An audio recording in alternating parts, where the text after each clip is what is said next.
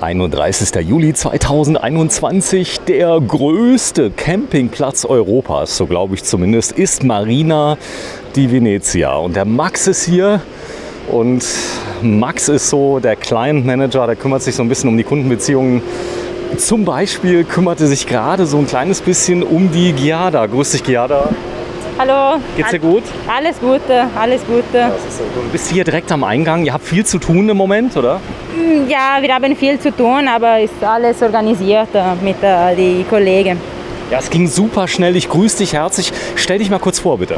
Ja, hallo, ich bin Massimo Battaglio, bin Client Manager hier im Camping Marina di Venezia und bin 47 Jahre alt oder jung und komme aus Südtirol und mittlerweile eigentlich seit 15 Jahren arbeite ich hier schon im Campingplatz. Zeig's mal, ich habe eben schon gesagt, ja, habt ihr denn kein Schild hier? Nein, ihr seid ganz dezent. Hier ist Marina di Venezia. Das ist einer der schönsten Plätze. Wir sind eben reingefahren, ich bin noch nicht drüber gefahren. Er ist riesengroß, aber er ist ganz natürlich angelegt, oder? Ja, das auf jeden Fall. Also Marina di Venezia ist 80 Hektar groß.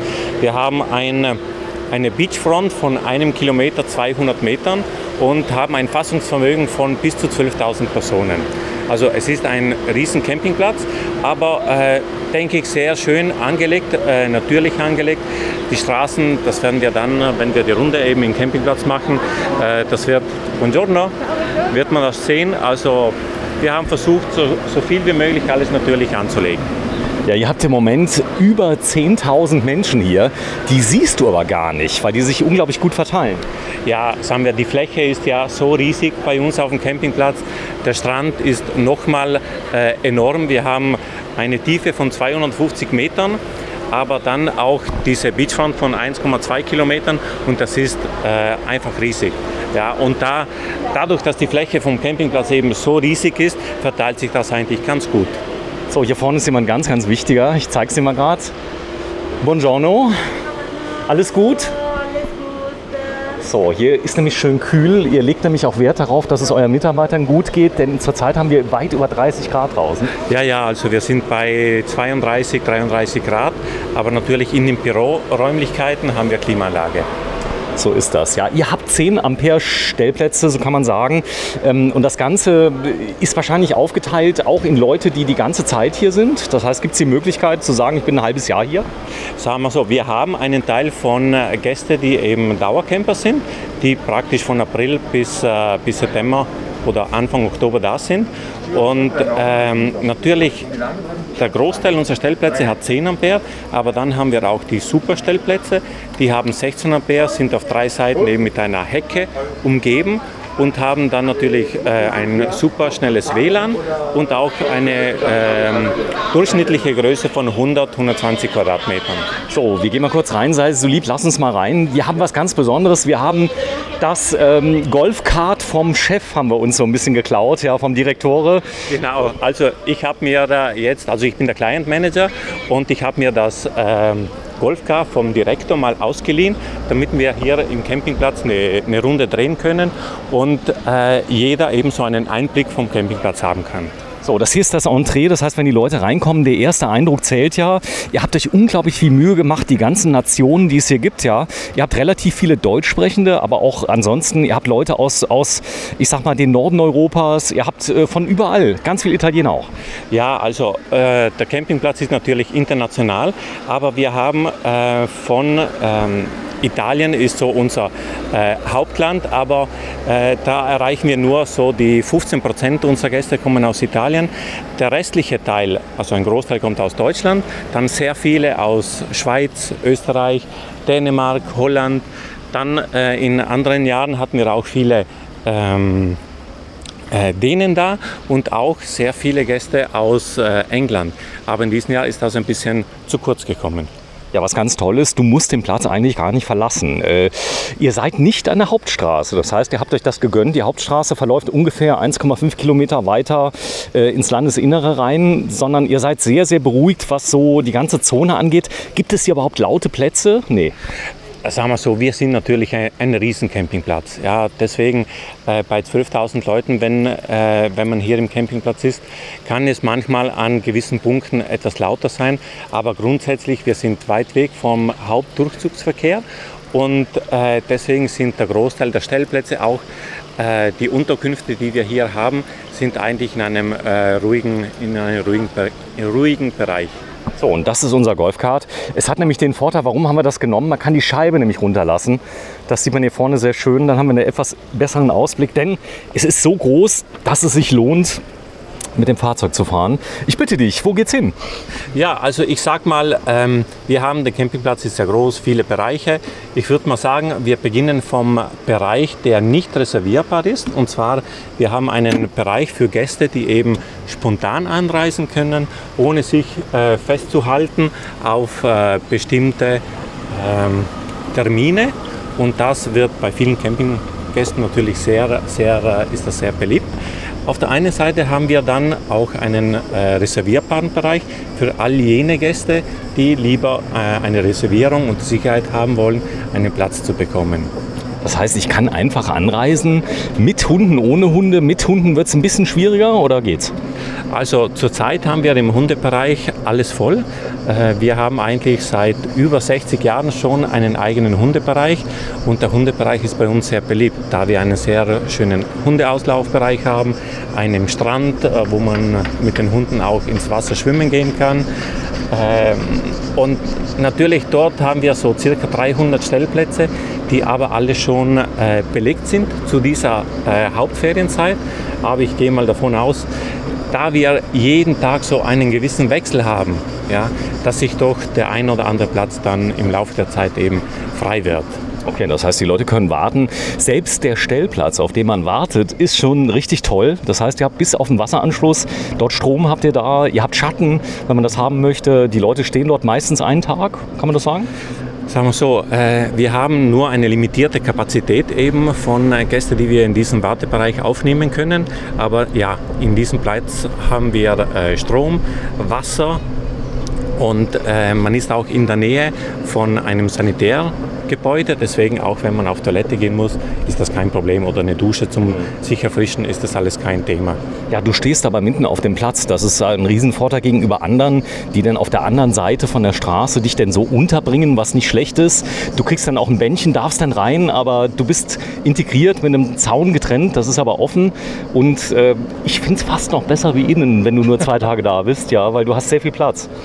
Ja, also man hat sehr viel Platz, das auf jeden Fall, aber man kann alles, was auf dem Campingplatz ist, vom Pool, von den Restaurants, von den Bars und so, man kann wirklich alles nutzen, ohne da irgendeine Schwierigkeit zu bekommen. Und dann natürlich, man muss halt ein bisschen Geduld haben. Ja, Geduld, denn der Platz wird dann, je nachdem, wenn die Leute abreisen und bezahlen, kann man eben den Platz belegen. Und ich denke mal, normalerweise, wenn es nicht so schlimm ist, eine Nacht im Wartebereich zu stehen, das kann man auf jeden Fall machen. So, der Platz ist stark gewachsen, das heißt, er ist nicht am Reißbrett entstanden, sondern viele Straßen sind eben nicht gerade. Das ist mir direkt mal aufgefallen. Auch so die Parzellen, das ist nicht so wie früher im Römischen Reich, sondern dass das alles mit dem Zirkel gezogen wurde, sondern es ist alles sehr idyllisch. Du hast das Gefühl, du bist irgendwo in Südfrankreich auf einem kleinen Platz. Ja, also sagen wir, fahren wir mal da durch, so einen Bereich, wo wir eben die Stellplätze haben. Natürlich, die Bäume, die es hier gab oder die hier sind, die machen es aus. Ja, wir haben versucht, eigentlich alles an den Bäumen irgendwie anzupassen. Und deswegen sind eben diese Straßen nicht alle ganz gerade wie im Römischen Reich. Ja. Ja gut, ich habe nur gesehen, Asterix und Obelix, wir sind ja selbst aus Trier. Ich glaube, da ist alles ganz, ganz genau angelegt. Bei euch hat man so ein bisschen das Gefühl, du bist gar nicht auf dem Riesenplatz, sondern du bist eher, also ich sag mal so, das ist so ein bisschen wie in Berlin, da gibt es seine eigenen Bezirke, da bist du drin und du hast nicht das Gefühl, du bist jetzt wie in Spanien, sag ich mal. Nichts gegen Spanien, wo da die Disco ist, du hörst das dann über den ganzen Platz und so weiter, sondern ist schon ein bisschen anders, ja.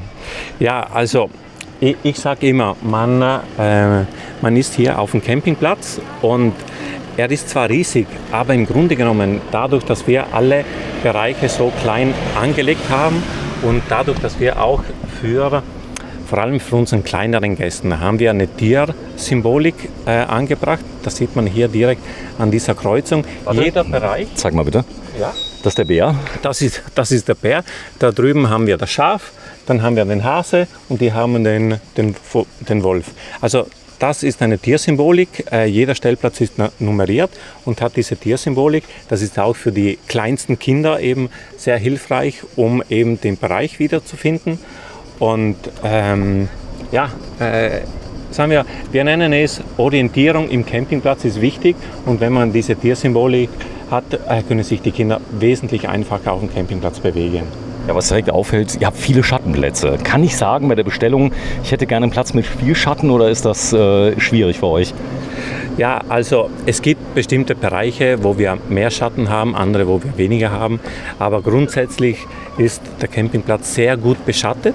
Ja, und die Gäste natürlich, wenn man hier im Süden runterkommt, es ist ja warm, 32, 33 Grad, das ist schon eine Hitze. Und wenn man unter einem Baum stehen kann, der ein bisschen Schatten spendet, dann ist das einfach wunderbar. Was auch ganz toll ist, was also ganz viele Menschen hier, ich sag mal, lieben, ist, die Kinder, die haben viel Spaß. Also wenn so ein Kind so 6, 7, 8 Jahre alt ist, mit 10 natürlich noch mehr. Ihr bietet viel für die Kleinsten, oder? Für Familien. Ja, also prinzipiell ist der Campingplatz ein Campingplatz für Familien mit Kindern, ja, aber grundsätzlich ist er für jeden offen. Wir haben viele Attraktionen für die Kinder, natürlich unser Aquapark, das ist eine Riesenattraktion, aber auch der Strand. Es ist der größte Strand oder einer der größten Strände im nördlichen Adriatischen Meer und den werden wir uns auch bald mal ansehen, weil auch wenn der Campingplatz voll ist, da unten hat man eigentlich immer genügend Platz, um sich frei auszutoben. Aber um nochmal auf deine Frage zurückzukommen, Kinderaktivitäten. Ja, wir haben einen Leo-Park, einen Leo-Fun mit verschiedensten Aktivitäten für die Kleinsten. Und Spaß muss sein und vor allem im Urlaub soll man eigentlich das genießen können. So, jetzt geht es Richtung Meer. Das Wasser, ich habe schon gesehen, es ist nicht ganz so glasklar wie in Kroatien, aber dafür muss man auch sagen, ihr habt Sandstrand. Das ist nicht direkt vergleichbar. Ihr habt auch Bungalows? Ja, also wir haben Bungalows, jetzt fahren wir da mal vorbei, aber der Strand, den würde ich dir dann vorne zeigen, gerne, wo man so auch die Breite so richtig sieht. Und Bungalows haben wir auch in verschiedensten Typen. Und verschiedenste Modelle von 2 bis 5 bis 7 Personen, Mietunterkünfte mit Whirlpool, ohne Whirlpool. Mit Whirlpool? Ja, also heutzutage verlangt der ein oder andere Gast auch einen besonderen Service oder etwas extra. Ja, und da haben wir eben bestimmte Modelle, die auch einen Whirlpool haben. Ganz da vorne, das sind 5, die eben so ein privates Whirlpool haben und Außendusche. Das kommt bei den Gästen gut an, ja, im Urlaub das eigene Whirlpool zu haben. Cool, so ein Rückzugsort, der da ist. Ja, please show your pass. Ich habe ein kleines Bändchen bekommen. Ist das so das Identifikationsmerkmal hier am Platz? Ja, absolut. Also dieses Armband, das ist unser Jahr und in verschiedenen Farben, die wir jedes Jahr wechseln. Warte mal ganz kurz, wenn du mal gerade mal stoppst. Wir müssen uns das mal angucken. Okay. Das ist ja der Hammer. Was ist das denn? Ja, also das sind unsere Marina Lodge. Das sind diese Mietunterkünfte, die ihr eigenes Whirlpool da hinten im Eck haben und eine eigene Außendusche. Und das ist, sagen wir, unsere oberste Qualität. Man hat viel Platz, viel direkt am Grünbereich. Meer. Direkt am Meer, ja. Das ist der Hammer. Ist das denn auch bezahlbar in der Hauptsaison oder geht's? Oder ist es wie First Class, so ein bisschen Hotel? Sagen wir so, es ist schon eine höhere Klasse, ja, aber die sind ausgebucht vom Anfang der Saison eigentlich bis zum Ende. Also scheint Preis und Leistung zu stimmen, sonst würden es die Leute ja nicht buchen. Wie viele Leute passen denn da rein in die größten? Also in diesen passen bis zu 5 Personen rein. Okay, klasse. Also toll für Familien, die sagen, okay, ich will den Platz mal ausprobieren und möchte keinen Wagen oder sowas mitnehmen. So, wir steigen aus? Ja, gehen wir mal am Strand. Ich park nur das Gerät hier. Ja. Und dann gehen wir mal auf den Strand. Ich finde das so genial, dass du mich fährst, weil die letzte Rundführung, lieben Gruß an die Patricia, muss man sagen, ja, die war fix und alle. Wir haben gesagt, den Fehler machen wir nicht mehr, wir holen uns ein kleines Fahrzeug. Ihr seid natürlich auch gut zusammen mit allen, die hier Campingplätze betreiben. Ihr kennt euch untereinander, oder? Auf jeden Fall. Ja, also Cavallino Treporti, das ist ja die sogenannte Hauptstadt des Open-Air-Tourismus in Europa. Hier in Cavallino Treporti gibt es 31 Campingplätze und in jeder Kategorie von 1 Sterne bis 3 Sterne, 5 Sterne, also alles, was das Camperherz eben begehrt oder will. Und man kennt sich untereinander, man arbeitet zusammen und man versucht auch gemeinsame Ideen zu entwickeln, um auch hier die Region besser in Schwung zu bringen. Jetzt wird die Gemeinde auch einen neuen Fahrradweg, der direkt auf der Lagune, so schwebend über der Lagune Schwebend. fährt. Ja, also sagen wir so, da wird entlang der Straße wird so eine Art Brücke auf der Seite dazu montiert und da fährt man so in bestimmten Bereichen so quasi über dem Wasser direkt der Lagune entlang. Stark. Und das hier ist natürlich ein Highlight. Guck dir das mal an. Du kannst am Meer sitzen, kannst deinen Cocktail genießen. Ihr habt aber kein System mit so einer Chipkarte, dass ich kein Geld mitnehmen muss. Hier wird immer sofort kassiert, oder? Ja, also bei uns wird, also die Chipkarte ist momentan nicht so ein System, das wir eigentlich einführen wollen. Ja, da wird sofort kassiert, damit der Gast auch... Ich finde das okay, da habe ich die Kosten im Überblick und die Kinder, die kommen nicht nach Hause mit einer Rechnung von 1.000 Euro.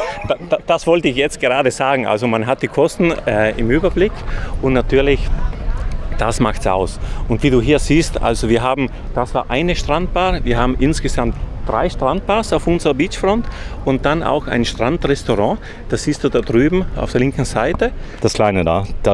Sollen wir unbedingt mal hinfahren gleich, dass wir uns das mal anschauen. Denn ich sag mal, für das gute Wohl, wir sind ja hier in Bella Italia, ist bestens gesorgt. Alles immer frisch bei euch. Ja? Hier gibt es keinen Convenience oder sowas. Ihr macht alles frisch? Ja, also alle Restaurants auf dem Campingplatz, die haben natürlich frische Produkte, teilweise frisches Obst, Gemüse von der Region, aber auch Fisch von der Region ist sehr beliebt. Und in Italien muss man ja auch Qualität im Essen anbieten, aber auch im Wein und im Bier. Also ich sag, man hat hier so ein bisschen alles, was das Herz begehrt. Fragula, das habe ich schon gelernt. Ich bin ja großer Fan von Erdbeereis und Okay. Fraise heißt ja auf Französisch. Okay. Eis ist hier, ich glaube, frischer geht nicht mehr als in Italien.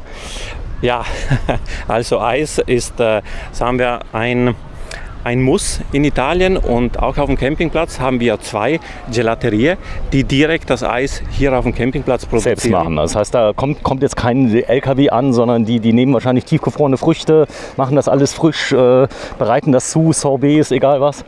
Egal was, also da wird jeden Tag eine Produktion gestartet von sehr vielem Eis, weil das ist ja irgendwie ein Produkt, das, wenn man am Meer fährt, das muss dabei sein. Ja, und deswegen Eis hier auf dem Campingplatz, das wird frisch gemacht. So, und die Leute treten sich nicht auf die Füße. Wenn ich etwas weniger Aufmerksamkeit haben möchte, muss ich nur ungefähr 20 Meter in Richtung Land gehen. Dann habe ich schon einen eigenen Platz mit ganz viel Abstand. Aber das Meer ist so herrlich, es ist so warm. Ja. Also es ist zurzeit, glaube ich, 29 Grad habt ihr? Ja, also das Meerwasser habe ich noch nicht getestet, aber ich war vorgestern in der Lagune mal schwimmen und es war richtig kühl, angenehm. Und das Meerwasser, was du vorhin gesagt hattest, klar, das Meerwasser im Adriatischen Meer, es ist das gleiche wie in Kroatien, aber hier haben wir halt den Strand ganz anders. Der Strand ist hier ein sandiger Strand, deswegen ist hier eigentlich das, kann man sagen, ja, durch die Wellen, durch den Wellengang und so, wird der Sand ein bisschen aufgewirbelt und deswegen sieht es nicht so glasklar eben wie in Kroatien aus. So, es riecht überhaupt nicht, muss man sagen. Also das Wasser ist absolut sauber, ihr habt eine blaue Flagge. Ja, also auch Cavallino Treporti, die Gemeinde von Cavallino Treporti, die hat die blaue Flagge bekommen. Mittlerweile schon seit über 10 Jahren. Klär mich auf, die blaue Flagge, was ist das? Also die blaue Flagge, das ist ein international anerkanntes Award, der beweist oder der zeigt eben, dass die Qualität vom Wasser in Ordnung ist. Ja, also es wird regelmäßig auch an bestimmten Punkten die Wasserqualität gemessen. Und zusätzlich muss man auch sagen, die Strandqualität muss auch passen. Ja? Strand muss täglich gereinigt werden und in der Umgebung von Cavallino Treporti muss es eigentlich keine Abwässer geben von industriellem Abwasser. Ja? So, hier Wenn man vorne. all diese Kriterien hat, dann kann man die blaue Flagge bekommen. So, hier vorne, da gibt es Schwimmwesten mit dabei, denn ihr habt Spaß auf dem Meer. Ja. Ist das auch überwacht? Sind da Leute dabei? Ja, also ganz oben, da ist auch ein Garten. Ich habe ein ganz kleines Tele habe ich dabei, nicht viel, aber so ein kleines bisschen. Da hinten sieht man es. Ist das kostenfrei oder kostet das ein bisschen was? Das kostet was. Die Preise muss ich selbst mal anschauen, aber eine Stunde kostet 12 €. Okay. Ja, und aber macht Höllenspaß, muss man sagen, oder? Ja, natürlich. Also da kann man eine Stunde, aber ich glaube mal eine halbe Stunde reicht auch, weil da muss man schon ein bisschen fit sein. Ja? Klar, du kannst da draußen rutschen, springen, ein bisschen Gleichgewichtsübungen machen und so weiter. Ja, hier haben wir Stand-Up-Paddling. Toll. Ja. Übrigens auch von mir sehr beliebt. Ja, also ich fahre auch regelmäßig mal mit Stand-Up-Paddle, entweder hier am Meer, lieber wenn es ein bisschen ruhiges Wasser ist, oder sonst hingegen in der Lagune. Das ist so, ja. Überall ist natürlich Personal. Ihr habt wahrscheinlich hunderte von Leuten, die hier beschäftigt sind. Ja, also im Campingplatz sind insgesamt 600 Personen. 600 Personen, die hier arbeiten, und zwar in verschiedenen Positionen. Ja, vom Strand-Security, vom Aquapark, von den einzelnen Restaurants, Bars, von unserem Sicherheitspersonal. Das sind ca. 600 Personen und es ist für uns sehr, sehr wichtig, dass wir eben diese Qualität geben, und für jeden Gast muss jemand da sein. Ja, die Kinder haben Höllenspaß. Das mit dabei. Trotzdem müssen die Eltern aufpassen, das muss man sagen. Man muss immer ein wachsames Auge auf die Kinder haben. Ja, also für die Kinder ist es absolut wichtig, dass die Eltern auch immer ein Auge drauf haben. Vor allem, wenn die Kinder jetzt nicht unbedingt gut schwimmen können. Klar ist das Wasser hier im Adriatischen Raum oder hier in Cavallino reportet die ersten 50 Metern nicht so tief, deswegen man kann super stehen, oder? Auch für kleine Kinder. Natürlich, also man sieht da draußen auch die Mama, die mit dem Kind reingeht, und der Wellengang, also die zwei Kleinen da, denen gefällt es auch. Auf jeden Fall, Achtung muss man immer haben, ja, aber unsere Security-Staffs, die eben von hier sind, die halten ein Auge drauf, und das ist eben schon sehr wichtig. So, kurzer Check. Was kostet hier ein Corona extra? Das werden wir gleich mal rauskriegen. Hier gibt es Chips, hier gibt es Lollis, ganz wichtig. Ihr habt Cocktails mit dabei, das darf ja auch nicht fehlen. Du, also auch am Strand muss man so ein bisschen alles anbieten, was ein Gast haben möchte. Vom Eis bis Bier bis Cocktails. Ja, natürlich eine Granita hier ist natürlich gut. I'm from Norway, so. You are from Norway? Yeah. Okay. Is it warm here compared to Norway? Yeah, it's very warm here compared to Norway, because in Norway we have about 21 degrees. Okay. And sun, rain. There is a slight wind always here, so it doesn't feel so warm. Yeah, it's always a cold wind here, and it's very beautiful. So the way from Norway to here, how many hours did you ride? 26 hours. 26 hours. That's a lot, a long way. Yeah. We're gonna go home tomorrow, so. Okay. but you don't drive this way in one way. No, we have my girlfriend is from Stuttgart, so we go there first, and then we go further on Thursday home. So, sie ist vollkommen wichtig. Du sprichst auch Deutsch? Nur ein bisschen. My English is besser. Okay, kein Problem. Deutsch. Very good. What is the most wanted item here? I think that the Magnums are the most wanted ice creams. Yeah. With the Magnum Mandorle, it's our best-selling ice cream. Okay. And then for the children, of course, we've got the Schatzkiste ice. This is the number one. Die Schatzkiste Eis. Yeah, Schatzkiste ice, world famous treasure chest ice, and also the beers. They sell a lot. They sell very well. Which one is the most sold? I believe the Corona is the most sold, and between the Italian beers, the Moretti. The Moretti. Yes, it's the most sold Italian beer for us. And your name? My name is Anna. Anna, and where are you from? Here? I'm from here. Yes, from here near Venice, from Cavallino. And this is your my co-worker. Yes, Jacopo. It's pretty good. You also have cocktails. Show me. We don't make cocktails. We don't make cocktails. I've seen you looking at our syrups. Those are actually syrups that we use to make the granitas. Here you've got all the flavors. We've got 19 of them, and they are all alcohol-free. alcohol-free and kids-friendly. So it's auf Deutsch Slush Ice. Slush Ice. Das heißt also dieses Eis, wenn du zu fest, if you pull too hard on this, then the color is gone. No. Wenn du zu fest dran ziehst, dann ist die Farbe weg. Ja, also sagen wir, es ist eine bunte Kombination. Es ist natürlich hier am Meer, wenn man Eis isst und mit diesem Sirup, also das macht dann erfrischend und ist natürlich schön. Ja, ganz toll. Also ich liebe diese Fahrzeuge, die gibt es schon ein bisschen länger. Die müssen Sie nicht mehr schwer durch den Sand schieben, sondern man fährt heutzutage. Du, früher war das ganz was anderes. Früher musste man die schieben oder man hatte ein Pferd oder ein Esel, der das gezogen hat. Aber heutzutage ist das natürlich ganz was anderes. Ja, kurz zu deiner Geschichte. Du bist eigentlich jemand, der Jura studiert hat, ja, und bist über Umwege erst zur Bank, dann anschließend hier reingerutscht in die zwei Familien, die das hier machen. Ja, also Marina Venezia, das ist ein Campingplatz, der wurde 1958 gegründet. Und von zwei Familien, eine aus Padua, eine aus Bozen. Und ich bin zu meiner Studienzeit mal hier gewesen und habe mir das so kurz mal angeschaut. Das hat mir natürlich wahnsinnig gut gefallen als Student. Es gibt ja schlimmere Sachen, oder? Als hier am Strand zu arbeiten. Ja, das gibt es auf jeden Fall.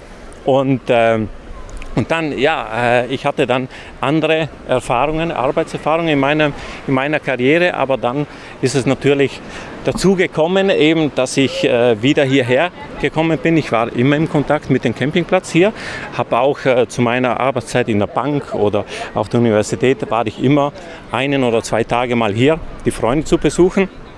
Und dann 2006 ist es dazu gekommen, dass ich 2006? Also 2006 bin ich hier runtergekommen. Und seitdem, ich habe mal gesagt, ja, ich probiere es mal. Ja, probier's mal, schau mal, ob mir das gefällt, wie das ist und so. Und bis dann bin ich eigentlich hier geblieben. Dieses Jahr 15-jähriges Jubiläum und schon eine klasse Sache. Ja, was krass ist, ich glaube, das Klima hier hat dich unglaublich jung gehalten. Du siehst eher aus wie 37. Danke vielmals. Das ist so. Das gute, tolle Essen hier, macht das nicht dick mit der Zeit? Man muss viel Sport machen oder geht's? Sagen wir klar, wenn man zu viel isst, wenn man zu viel trinkt, dann natürlich wächst der Bauch. Aber natürlich in Italien, wir essen hier sehr viel Fisch, sehr viel Gemüse. Salat. Tomaten habe ich hier mal probiert. Die Tomaten sind so frisch, also das ist, man kann es überhaupt nicht vergleichen mit den Deutschen, oder? Also ich sage, je südlicher man fährt, umso mehr Sonne hat man, umso mehr auch hier diese Gegend, Cavallino Treporti, das ist ganz was Besonderes. Denn hier gibt es diese Mischung zwischen diesem Salzgehalt auch in der Luft und so.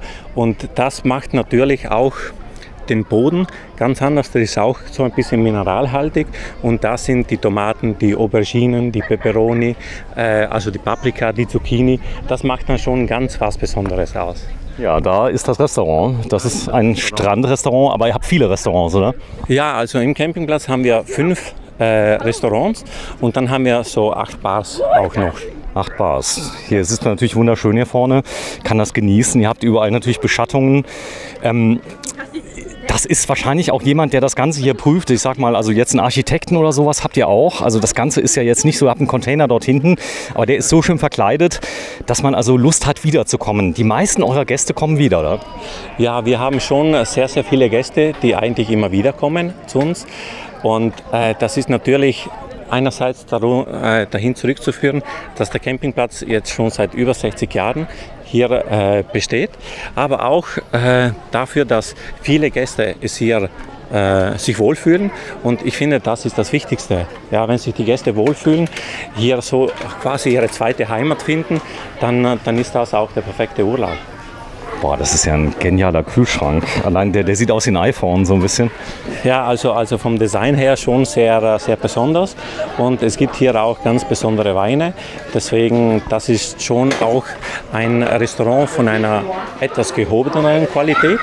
Ja, untertags wird hier praktisch, sieht es aus als Snackbar und so weiter. Aber dann am Abend wie durch einen Zauber verwandelt sich das Ganze und wird zu einem Beach-Restaurant. Romantisch. Romantisch, Candlelight Dinner und so weiter, kann man alles machen. So, ich halte mal gerade ein bisschen hoch. Hier sieht man, dass es. Ihr seid auch familienfreundlich, was die Preise angeht. Das heißt, ihr habt verschiedene Abstufungen. Kann ich hier auch günstig mal essen zwischendurch, wenn ich mal sage, es sollen mal Fritten sein und Hamburger? Gibt's sowas? Ja, das kann man eigentlich auf jeden Fall. Ja, wir haben auch in unseren 2 Supermärkten haben wir die Möglichkeit, dass man sich dort eben das Takeaway nimmt. Oder auch hier, wenn wir nicht Restaurant machen, kann man sich einen Burger oder ein Kindermenü nehmen mit Pommes und Hamburger. Ja, und man muss auf so einem großen Campingplatz, wo eben so viele Gäste aus den verschiedensten Regionen Europas da sind, muss man auch verschiedene Sachen anbieten. Ja, hier zum Beispiel haben wir eine typische Bruschetta, ja, Bruschetta mit ein bisschen Tomaten und Mozzarella. Da wird Kaffee. Oh, also das Schöne ist ja immer, wenn ich ja hier filme, ich muss den Leuten so den Urlaub so ein bisschen nach Hause bringen, weil viele hatten ja Angst, jetzt mal wegzufahren. Ihr habt überall diese tollen Kaffeemaschinen, die da sind, ja. So. Das macht den Unterschied aus, oder? Ist so. Ja, sagen wir so, ich bin ja normalerweise auch sehr viel unterwegs im Ausland, wenn ich zu den Messen fahre oder so. Und einen Espresso, es klingt zwar blöd, aber einen Espresso in Italien zu trinken oder im Ausland, egal ob es jetzt Österreich, Schweiz, Deutschland oder so ist immer so ein anderes Gefühl. Ja. So, wir gehen mal kurz einen Schritt weiter. Ihr habt unglaublich viel Deko, habt ihr hier, also die auch wirklich passend ist, dass man sich auch wohlfühlt. Ihr baut das jeden Abend um zum Restaurant? Ja, also die Leute hier vom Restaurant, die bauen wirklich alles um. Du siehst ja Deko mit Kerzen und so, damit das alles ein bisschen romantischer wird. Und das muss ja das Besondere an dieser Sache sein. Sehr schön. Wir verkaufen nicht nur Brot, Fischgerichte, Fleischgerichte oder Pasta. Hier, was man auch verkauft, es sind Emotionen. Man will ja hier im Campingplatz ja auch ein Erlebnis haben und das ist auch wichtig für die Gäste, die hier eben in Urlaub kommen. So, ihr habt Umkleiden, natürlich. Natürlich, also auch am Strand muss man den Gästen, wenn man eine 5-Sterne-Qualität anbieten will, muss man Duschen, Toiletten, Umkleidekabinen anbieten. Das ist für uns natürlich sehr, sehr wichtig. Und das ist bei jedem Ausgang zum Strand. Also wir haben auf dem gesamten 1,2 Kilometer breiten Strand haben wir 8 Zugänge zum Strand und jeder hat so eine Kabine, wo man sich eben duschen, zur Toilette gehen kann oder umkleiden. So, sehr schön. Ihr habt verschiedene Kategorien, muss man sagen. Das heißt, also ich kann ja hier von wahrscheinlich relativ günstigem Preis auf einem kleineren Platz, das geht?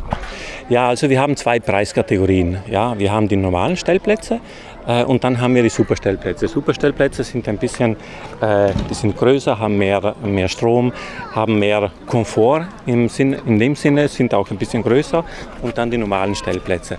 Der Preisunterschied ist schon irgendwie relevant von im Schnitt so um die 10 Euro. Am Tag? Am Tag, okay. Ja. Das geht ja noch. Ja. So, das kann aber jeder selber entscheiden. Wenn ich mit dem Zelt hier bin, dann kann ich ja auf Wunsch noch dieses Feeling buchen, so ein kleines bisschen wie früher, dass ich meinen kleinen Platz habe unter Pinien. Das habe ich schon gesehen. Irgendwie... Es erinnert mich ganz viel an Südfrankreich hier. Das ist also so das Feeling. Ich war ja jetzt selten in Italien, muss ich fairerweise sagen. Bin mal hergekommen, war fast immer nur in Frankreich und bin total überrascht, wie freundlich die Leute hier sind. Ja, das ist also die Gastfreundschaft hier in Italien. Das habe ich schon gehört. In den 50er, 60ern, 70ern sind die Leute hergekommen mit kleinen Autos aus Deutschland. Okay. Du weißt das selber, 500, 600 Kilo sind dann über den Brenner und dann hierher. Und die sind immer noch so gastfreundlich. Ja, also die Gastfreundlichkeit, die muss sein. Ja, das ist das Wichtigste. Wenn Gäste hier bei uns ankommen, das ist das Um und Auf. Ja, ein Buongiorno, ein Buonasera, das muss so sein. Ja. Hier sind wir übrigens im Bereich Marina 2000. Das ist, der Campingplatz ist ja sehr groß, in verschiedene Bereiche eingeteilt. Da haben wir einige Stellplätze eben, die man direkt online reservieren kann. Und dann kommen auch so Mietunterkünfte, die das Besondere haben. Am Strand sind auch die Sonnenliegen inklusive. Achso, die sind mit drin? Die sind mit drinnen. Okay. Ja. Und ein Stückchen weiter dahinter, dort haben wir eben die Aqua Lodge, die sind auch direkt online buchbar und auch die haben direkt auf der eigenen Terrasse einen Whirlpool, damit man sich so ein bisschen genießen kann. Ja, ihr habt ganz viel Grün hier, das muss ja auch gepflegt werden. Gärtner wahrscheinlich überall rumlaufen. Ja. Der Wasserverbrauch, wie macht ihr das mit dem Wasser? Ich meine, hier muss entsprechend auch viel zugeführt werden, Wasser an die Pflanzen. Ja, also der Wasserkonsum hier im Campingplatz ist natürlich enorm. Ja, einerseits von den Schwimmbecken, andererseits aber auch von den ganzen Hecken, die wir haben. Die müssen ja irgendwie mit so einem System gepflegt werden. Und da sieht man, es sind so praktisch so Rohre, die haben ein kleines Löchchen, damit nicht das Wasser strömend rauskommt, sondern einfach so perlt. Ja, wir nennen es alla gocciolante. Alla gocciolante, der gute alte Perlschlauch, der da ist. Auch ein bisschen emotional darstellen. Das ist so, ja. Aber ihr seid ja jetzt kein Gebiet, was jetzt wasserarm ist, muss man sagen, oder? Ist das Grundwasser hier okay? Und dann, ich sag mal so, die Historie hier. Vieles hat ja angefangen, glaube ich. Es gibt ja hier einen Platz, habe ich gesehen, vor 55 Jahren. Der wurde ja auch gegründet aufgrund von Mitarbeitern, ja, die aus einer Autofabrik kamen. Wie ist die Historie von eurem Platz? Genau, also das ist in etwa gleich. Ja, wir sind einige Jahre später eben entstanden, aber hier in Cavallino Treporte sind die Campingplätze so in den Jahren 1955, 56, 57, 58, also in diesen Jahren sind die Campingplätze entstanden. Ich überlege gerade, wie wir wieder zu unserem Kart kommen, außen rumlaufen, oder? Also das ist schon ein bisschen ein längerer Weg. Ja. Macht nichts, wir schauen uns das mal an. Aber dann geht es wieder in den Kart, dann fahren wir weiter. Auf jeden Fall. Du schau, also das ist auch so ein Bereich, wo wir verschiedene Anbieter haben, ja, die aus den verschiedensten Gebieten Europas. Ach so, das sind Anbieter, die mieten im Prinzip Stellflächen bei euch und machen dann die Vermietung selber? Genau, also die vermieten praktisch hier, wir vermieten ihnen die Parzelle und dann stellen die ihre Mietunterkünfte auf und vermieten das selbst. Ein Mobilheim, so ist das. So habe ich das auf vielen Plätzen auch gesehen. Da gibt es auch Ketten, die gibt es denn überall. Da kannst du dich in, ich sag mal, verschiedenen Ländern, in verschiedenen und so weiter einbuchen. Gell? Genau, also da weiß man, man hat einen Anbieter, der hat seine Mietunterkunft und der hat halt seinen Standard, den er dann in den verschiedensten Gebieten in ganz Europa eben anbieten kann. So, hier vorne das Waschhaus. Das ist ein Sanitärhaus, genau. Und da vorne, du siehst vielleicht in der Ferne dieses Licht da, Il Fratino. Il Fratino, es ist ein Restaurant, ein Bar-Restaurant, das wir dieses Jahr neu errichtet haben. Aber die Besonderheit von diesem Fratino, wir wollten diesen Namen geben, denn das ist eine Vogelart, die jetzt so quasi vom Aussterben bedroht ist. Okay. Ja, und da wollten wir eben auch, um die Gäste zu sensibilisieren, eben diesen Namen geben. Ich zeig mal gerade was. Guck mal, wenn du hier mal reinguckst. Ja. Ich meine, du kennst das Ganze ja, aber die Leute kennen das ja noch nicht. Gut. Hier ist ein richtiger Park Ihr nennt es auch noch Village, nennt ihr das, glaube ich, gell, draußen? Ja, also es ist Camping Village, nennen wir es. Aber gerade deswegen, weil wir hier diese Mietunterkünfte haben, das sind diese besonderen Aqualodge, wo jeder eben sein Whirlpool hat. Warte, wenn du willst, kann ich dir hier das Whirlpool zeigen. Ja, zeig mal bitte. Ihr habt echt einen Whirlpool, ich fasse es ja nicht. Wir müssen heute eben ankommen.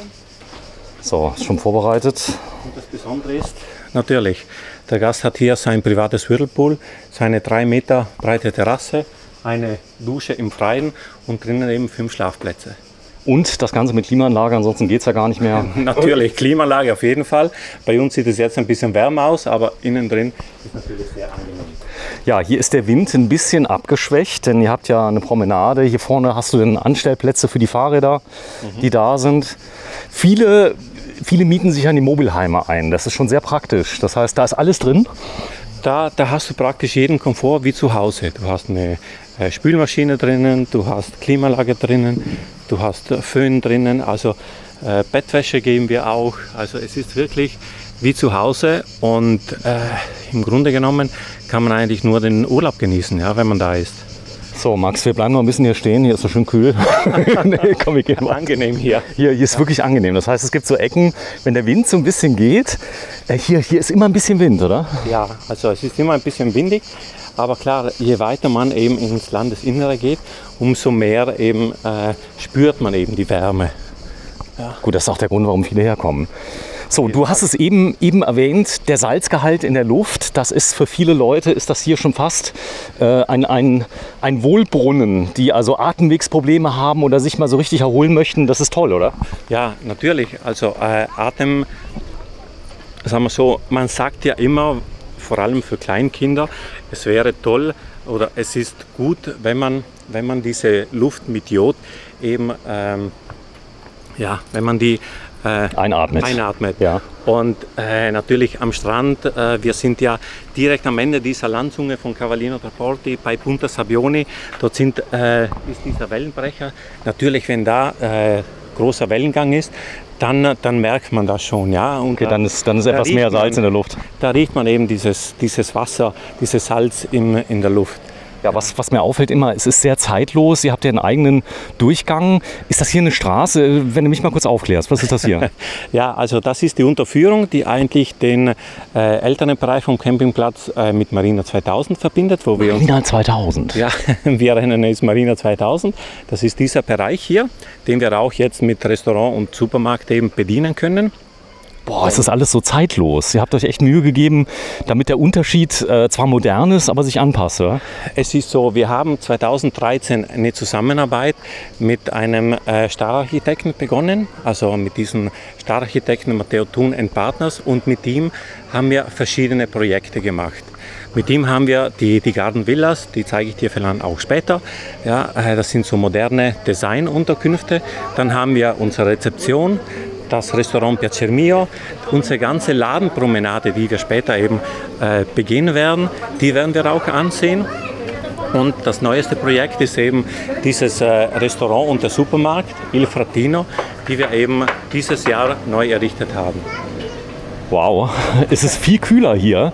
Hier ist aber keine Klimaanlage, das ist nur der Schatten, oder, den man spürt? Es ist der Schatten. Wir sind ja im Schatten von diesen großen Pinienbäumen.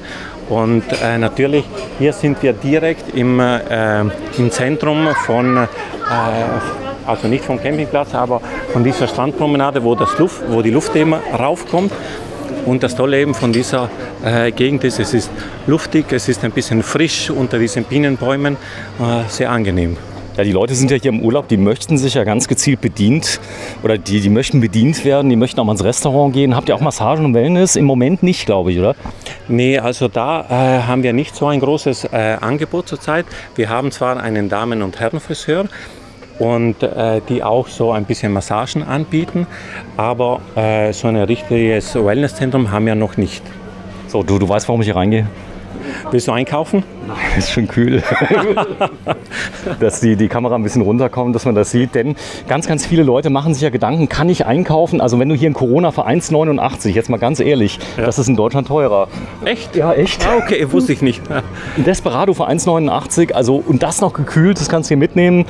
Dann, also was mir auffällt, ihr seid unglaublich preiswürdig. Ja? Also wenn du hier siehst, zum Beispiel Jack Daniels, auch 2,69, da sagst du, okay. Ehrlich, das ist okay.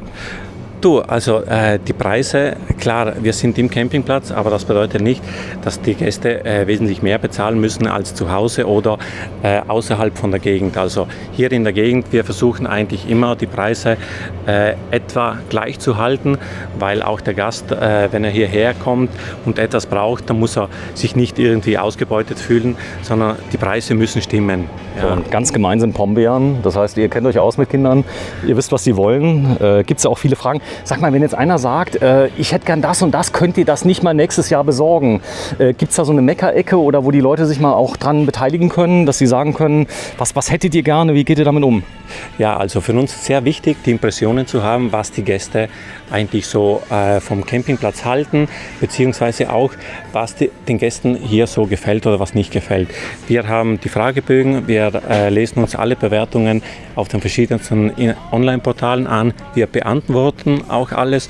Und klar, wenn wir es schaffen, irgendetwas zu machen, das möglich ist, dann machen wir es. Ja, wir müssen ja auch immer ein Ohr drauf halten, was die Gäste sich erwarten, was die Gäste wünschen.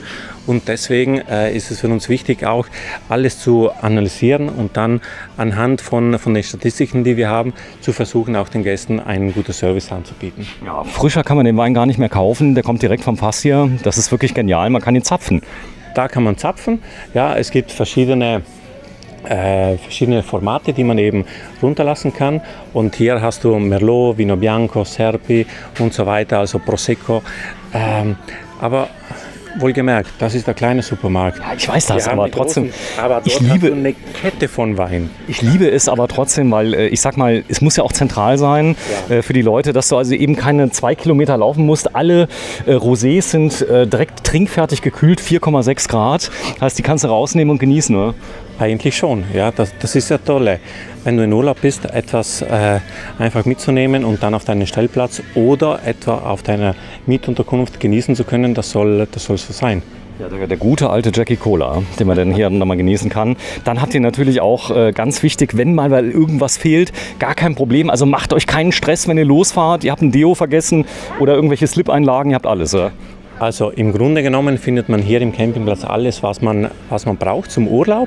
Ja, und wenn es nicht bereit ist, im Grunde genommen, wir haben einen super Bazar für Campingartikel, wenn dort, also die sind berühmt dafür, wenn etwas fehlt oder wenn ein Gast irgendetwas Die besorgen das. Die besorgen es. So, und das ist übrigens etwas, das wurde im Saarland getestet, ungefähr, ich glaube 10 Jahre lang haben die das getestet, bis es hierher kam. Echt, ja, denn ist Testmarkt im Saarland, da gibt es zum Beispiel die Snack-and-Drink-Box, die wurde getestet und so weiter. Und ich glaube, wir Saarländer haben immer die ersten Nutella-Produkte gehabt. Es ist so schön, ich könnte hier stundenlang bleiben. Ihr habt Obst, Gemüse. Ich gucke immer so gerne in die Kühlschränke in meinen Videos, ja, wenn ich irgendwas zeige. Aber hier, das ist ja, wenn du mal kurz aufmachst, mach mal ganz kurz auf, Gerne. dass ich mal reinschaue. Gemüse. Das ist Gemüse, also für Leute, die ein bisschen fit bleiben wollen. Das kannst du direkt da raus essen, fertig geputzt, ja. Ja, also sagen wir so, Gemüse kann man auch al Pinzimonio nehmen. Pinzimonio ist ja in Italien oder wahrscheinlich auch in Deutschland oder überall bekannt mit ein bisschen Öl, Salz und Pfeffer, ganz frisch, frisches Gemüse eintunken und essen. Dippen. Dippen. Wie die Deutschen das nennen. So, und hier vorne habt ihr wieder den Serpi. Was ist das für ein Wein? Also um ehrlich zu sein, kenne ich auch nicht so sehr, aber lass mal schauen. Also Serpi, da steht, das ist ein Cabernet von Tre Venezia, also von 3 Venedig. So, sehr schön. Also ruhig, hier kann man ruhig die Kanister kaufen, die schmecken nämlich genauso gut. Es ist oft das gleiche drin, in anderen Größen. Und man kann sie länger aufbewahren, denn sie ziehen keine Luft. Ja. Das ist der Vorteil. So, komm, wir gehen mal raus. Ja. Das, was man sieht. Eis, guck mal hier. Das ist so gemein, das kenne ich nur aus Russland. Da kommt dieses Eis beim Globus rein. Das sind diese Vanilleeis in diesen ganz tollen Waffeln, die du auch in der Eisdiele kriegst. Ja, die machen die frisch. Ja, also in der Eisdiele, das ist auch, ich finde das gemein. Ja, die haben so riesen Boxen, wo man das Lieblingseis füllen kann. Und wenn du dann mit so 5 Kilo oder mehr Eis nach Hause kommst, das ist dann schon eine heikle Sache, dass das bis zum Abend eben übrig bleibt. So ist das. Ja. Und dann hier Kindereis, ja. Wenn du mir das mal einmal ganz kurz mal aufmachst, ich filme mal gerade rein. Das ist ja wohl der Hammer. Oder ein Elefanten. Ein Elefanten. So, let's go. Wir haben uns abgekühlt. Wir gehen mal schnell zu unserem Kart. Ich bin so froh, dass ich dich dabei habe heute. Du machst einen tollen Job, muss ich echt sagen. Das gefällt mir. Denn ich sag mal, wichtig ist, ihr braucht ja eigentlich keine Werbung mehr zu machen. Denn ich sag mal, die Social-Media-Kanäle, die Leute machen Fotos hier, die schreiben das. Sind die meisten zufrieden? Ja, also wir haben eigentlich einen sehr hohen Tasso di Soddisfazione, also Zufriedenheitsrate. Eigentlich 94,9% der Gäste, die hier kommen. Echt? Ja. 95%? Ja, in etwa 95%, die eine Bewertung oder die in den Fragebögen, eben, die wir vom Campingplatz verschicken, ja, sind eigentlich zufrieden. So, jetzt klär mich auf, wir gehen zurück. Ja. Unter die Unterführung. Wir müssen durch die Unterführung durch. Das machen wir mal. Denn wir sind eben, der Campingplatz ist getrennt durch einen öffentlichen Zugang zum Meer. Okay. Das ist in Italien so, um eben den Anrainern, die außerhalb vom Campingplatz wohnen, eine Möglichkeit zu geben, um zum Strand runter zu gehen. Genau, der Strand ist wahrscheinlich öffentlich, oder? Der da ist, oder ist das euer Privatstrand? Also, es ist der vor unserem Campingplatz, das ist der Privatstrand, aber links und rechts davon ist natürlich ein großer Bereich, der frei ist. So, und das heißt, die gehen da oben drüber, das ist eine Straße, die führt dann praktisch öffentlich durch. Ja. Dann könnt ihr hier durchfahren. Ist natürlich wunderbar für Roller, aber Roller darf man hier nicht runterfahren. Sagen wir so, es ist natürlich etwas gefährlich, ja, weil es ist... das ist kein Spielplatz. Ja. Es ist kein Spielplatz. Wir haben einen Spielplatz, wir haben einen Skatepark, diesen Bumptruck, wo sich die Kids eben unterhalten können. Aber durch die Unterführung, da soll man schon ein bisschen aufmerksam sein, denn wenn man da stürzt, dann ist auch der Urlaub vorbei. Ja, es ist so. Also Kinder, wenn ihr hier durchfahrt, seid aufmerksam. Aber man muss sagen, wir sind ja auch in Italien. Das ist das Land, wo die 50 Kubikroller 110 fahren und Co. Ja, du bist aus Südtirol. Das ist ein Landbezirk, auf den die Italiener stolz sein können. Denn ich sag mal, da wird Deutsch noch gepflegt. So ist das. Aber immer mehr Leute sprechen dort Italienisch, muss man sagen. Du bist bilingue. Du sprichst perfekt Italienisch, kann man sagen? Ja, Samir, ich bin zweisprachig aufgewachsen in dem Sinn, weil meine Mutter, die kommt aus Südtirol, das ist Muttersprache Deutsch, und mein Vater, der kommt aus Padua, also das sind nur 100 Kilometer vom Campingplatz entfernt, und der ist also Italiener, Vollitaliener. Vollitaliener? Achso, die Südtiroler sind keine Vollitaliener? Nee, also das wird ja immer so ein bisschen gemunkelt. Ja? Du kommst aus Südtirol, ja, du gehörst zu Österreich. Nee, im Grunde genommen, wir sind Italiener, ja, nur sind wir eben deutsche Muttersprache. Eigene Identität, so kann man es so ein bisschen sagen. Genau. Das heißt also, ihr seid ein Teil so ein bisschen wie Ostbelgien oder wie, was gibt es da noch? Aber das ist schon was ganz Besonderes, so ein bisschen vergleichbar mit der Schweiz, oder? Die haben ja auch einen deutschen Bereich, einen italienischen Bereich, genau. Rätoromanisch. Was gibt es noch? Französisch? Ja, also auch in Südtirol gibt es ja besondere Gebiete, wie zum Beispiel das Grödental. Auch dort spricht man Ladinisch und so weiter. Aber ich bin stolz, Südtiroler zu sein. Ich bin stolz, aber auch Italiener zu sein. Genau. Ja. Sehr schön. Und das Tolle ist eben, ich hatte das Glück, dass meine Eltern eben zweisprachig sind, weil so habe ich beim Mittagstisch mit meinem Vater auf Italienisch gesprochen und mit meiner Mutter auf Deutsch. So ist das ja, denn Zweisprachigkeit ganz wichtig. Du bist in der Zeit aufgewachsen, hast das Ganze mitbekommen, wie Europa auf einmal die Grenzen sind gefallen. Das hast du noch mitbekommen, ich ja auch, oder? Das haben wir alle mitbekommen. Ja, war schon ein riesiges Event, was da passiert ist.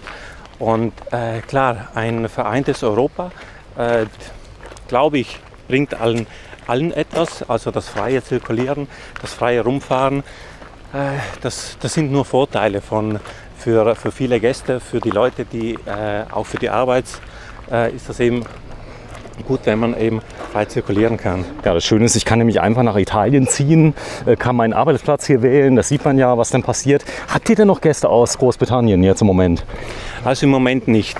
Ja, im Moment ist es natürlich schwierig, weil wenn man aus Großbritannien kommt, dann muss man in Quarantäne gehen, und Quarantäne bedeutet ja, dass man auf dem Stellplatz sein muss oder im Bungalow. Achso, man darf nicht raus? Man darf nicht raus, deswegen sind im Moment eigentlich keine Gäste aus Großbritannien da. So, jetzt sieht man mal ein kleines bisschen die Weitläufigkeit. Gut, dass wir einen Kart dabei haben, denn ich werde dir gleich mal was gönnen. Wir fahren gleich mal in irgendeinem Restaurant ran, dann trinken wir mal was, lassen die Kamera mitlaufen. Das wäre nicht schlecht, denn ich komme auch langsam so ein bisschen ins Schwitzen. Ja. Du hast nichts drauf. Ich sag mal, wenn ich hier stundenlang filme, ja, dann müssen meine Partner, aber man muss sagen, wir müssen das den Leuten mal zeigen, man muss das erklären, weil viele sagen, ach, so ein großer Campingplatz. Aber guck dir das mal an, diese Idylle hier, die Bäume. Du hast doch nicht das Gefühl, dass du hier auf einem riesen Campingplatz bist. Na, also bei weitem nicht. Sagen wir, es ist ja alles so ein bisschen sehr gut gegliedert, ja, und jeder geht eigentlich die eigenen Wege vom Stellplatz zum Stand runter, vom Stellplatz zum Waschhaus oder zum Zentrum.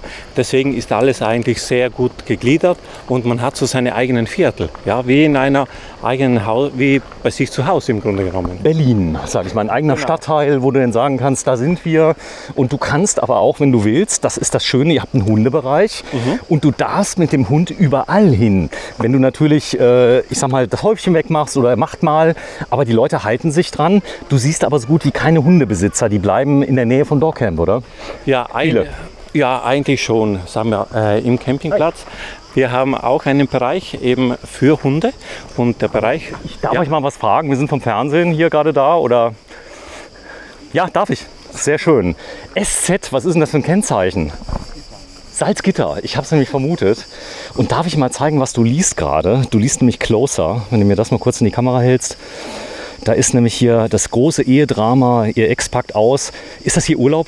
Schon, ne? Super. wenn du dazu kommst. Ich zeige mal gerade, das ist der Wäscheständer, den ihr habt. Ihr habt ein großes Vorzelt. Ihr habt einen ganz tollen Optima Deluxe habt ihr hier von Hobby. Der ist, genau, kein Deluxe, ja.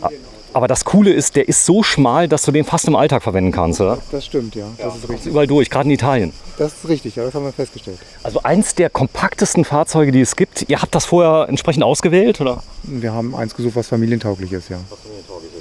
Ihr habt doch einen kleinen dabei. Einen großen, sorry. Großen Schuljungen, wird eingeschult dieses Jahr. Echt? Du kommst in die Schule? Ja. Wann denn? Jetzt demnächst? Ja, Okay. Und wer ist denn dein bester Freund? Kannst du das mal sagen? Raphael. Und du vermisst den schon ein bisschen? Oder ist der hier am Platz? Hier, Der ist hier? Neemann. Okay. Du bist aber ein hübscher Kerl. Also ihr würdet noch mal wiederkommen. Wir kommen auf jeden Fall nochmal wieder, ja. Ihr wart schon mal hier? Nein, erste Mal. Und wie seid ihr empfangen worden? Sehr gut. Okay, das heißt, ist ganz krass. Ich bin hier reingekommen, die sprechen wirklich sehr, sehr gut Deutsch. Man hat das Gefühl, man wäre schon immer hier gewesen, oder? Das ist richtig, da gebe ich Ihnen recht. Du hattest Angst, dass so ein großer Platz eventuell viel Stress bedeutet? Nee, wir haben bewusst gewählt, damit der Kleine ein bisschen was zu tun hat. Also Andere Kinder. andere Kinder, genau. Ja, sehr schön. Ja, vielen, vielen Dank euch allen.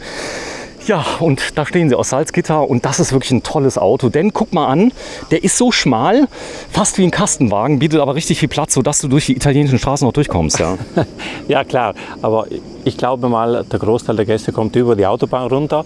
Und Tschüss, euch. Ciao, ciao. kommt ihr die Autobahn runter und dann sind es eigentlich von der Autobahn bis zu uns im etwa 60, 65 Kilometer. Ja, die Straßen sind mittlerweile auch gut geworden.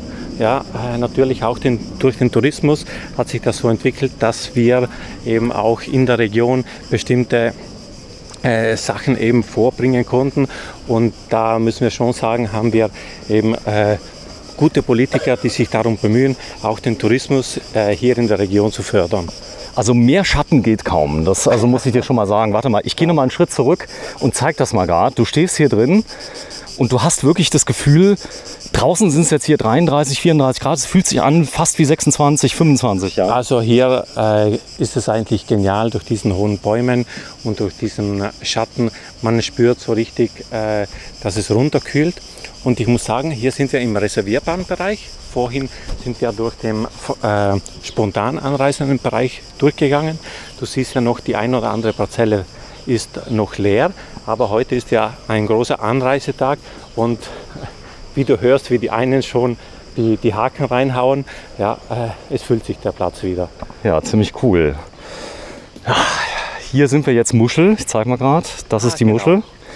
Ja, genau, sagst du. Ja, das ist ja die Symbolik hier vom Campingplatz, damit die Kids eben sich leicht daran erinnern, eben wieder zum Platz zurückzukommen. So, und da vorne steht unsere Karte, oder? Genau. Wenn es noch da steht.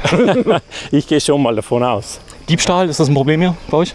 Mal eigentlich grundsätzlich nicht. Ja, viele Campinggäste, die hier sind, die lassen ja eigentlich auch Wohnwagen und alles offen. Man fühlt sich eigentlich schon sicher hier im Campingplatz. Und Diebstahl, was soll man sagen? Gut, jetzt wird in Italien auch sofort die Hand abgehackt, muss man sagen. So war das doch früher, oder? Nee, es war Spaß. Nee, eigentlich nicht. So, da steht unser Auto. Ja, genau. Du fährst mal raus. Das ist unser tolles Auto. Ohne das Auto würde ich jetzt kollabieren. Wir trinken jetzt mal. Ihr habt ganz viele Getränke, so Cocktails, alkoholfrei, muss man sagen, wo man sich ja frischen kann. Du bist aber ein großer Wassertrinker, oder? Ja, also Wasser ist eigentlich das Um und Auf, vor allem bei dieser Hitze und bei dieser Temperatur. Da ist es schon wichtig, eigentlich viel Wasser zu trinken. Ja, aber dann am Abend, beim Abendessen, da gönne ich mir gern auch mal ein Glas Wein. So ist das. Ja, ich habe gerade eben gezeigt, Müllentsorgung, du riechst nichts, weil üblicherweise bei den Temperaturen, überall habt ihr Mülltonnen, wirklich an jeder Ecke. Es riecht nichts. Also du bist neben der Mülltonne, wie kriegt ihr das hin? Wir haben einen eigenen Müllentsorgungsdienst und da sind wir eigentlich schon sehr fleißig, ja, vor allem den Biomüll sofort zu räumen, also jeden Tag wird der entsorgt und sonst eben sind wir eben immer sehr glücklich, wenn die Gäste uns helfen, auch den Müll zu trennen, ja, weil Mülltrennung ist auch ganz was Wichtiges. Ja. Und zeig's mal gerade. Ja. Hier vorne. Das ist ein Waschhaus auch? ja, genau, das ist das Waschhaus hier im reservierbaren Bereich. Und hier in diesem Waschhaus, eine Besonderheit, da haben wir auch so eine vollautomatische Entsorgungsstation. Wo ist sie? Die ist direkt dahinter. Boah, zeig mal. Muss ich mal sehen. So was habe ich noch nie gesehen. Ihr Italiener, ihr findet aber jeden Tag was Neues, muss man sagen. Da muss ich sagen, das ist eine Erfindung von den Deutschen. Oh je. Ja. nee, aber ich muss sagen, das ist wahnsinnig cool. Ja, es funktioniert perfekt. Und, Ach so, für die Chemiekassetten. Für die Chemiekassetten. Ja, einfach Münze reinwerfen, dann muss man halt sehen, welche Kassette man halt im Wohnwagen oder Wohnmobil hat, das dementsprechende Programm wählen und dann Start drücken, dann öffnet sich hier die Tür, man setzt es rein und innerhalb 1,5 bis 2 Minuten ist es entsorgt und man hat auch das notwendige Microclean-Element drinnen und dann ist alles perfekt. So ist das. So, jetzt machen wir ganz kurz einen Cut, fahren mal was trinken, so ist es nämlich. Und wir fahren mal zu der Situation, dann tausche ich meine Kamera, nämlich bei den Temperaturen hier wird die mal schnell heiß. Was ist das nächste Restaurant, wo können wir hinfahren oder die nächste Bar? Du, ich würde sagen, wir fahren mal ins Zentrum, Ja. ins Herzen des Campingplatzes und da sehen wir mal alles, was wir dort anbieten können. Ja, bitteschön. Fahren wir los. Okay. So, die Maximalgeschwindigkeit hier 60 km/h von dem Fahrzeug? Nee, also wir müssen hier schon sehr aufmerksam fahren, denn mit so vielen Kindern auf dem Campingplatz, die mit dem Fahrrad oder wenn sie rumlaufen, mit dem Roller oder so, rausspringen, muss man sehr vorsichtig sein. Also Schritttempo ist das Wichtigste.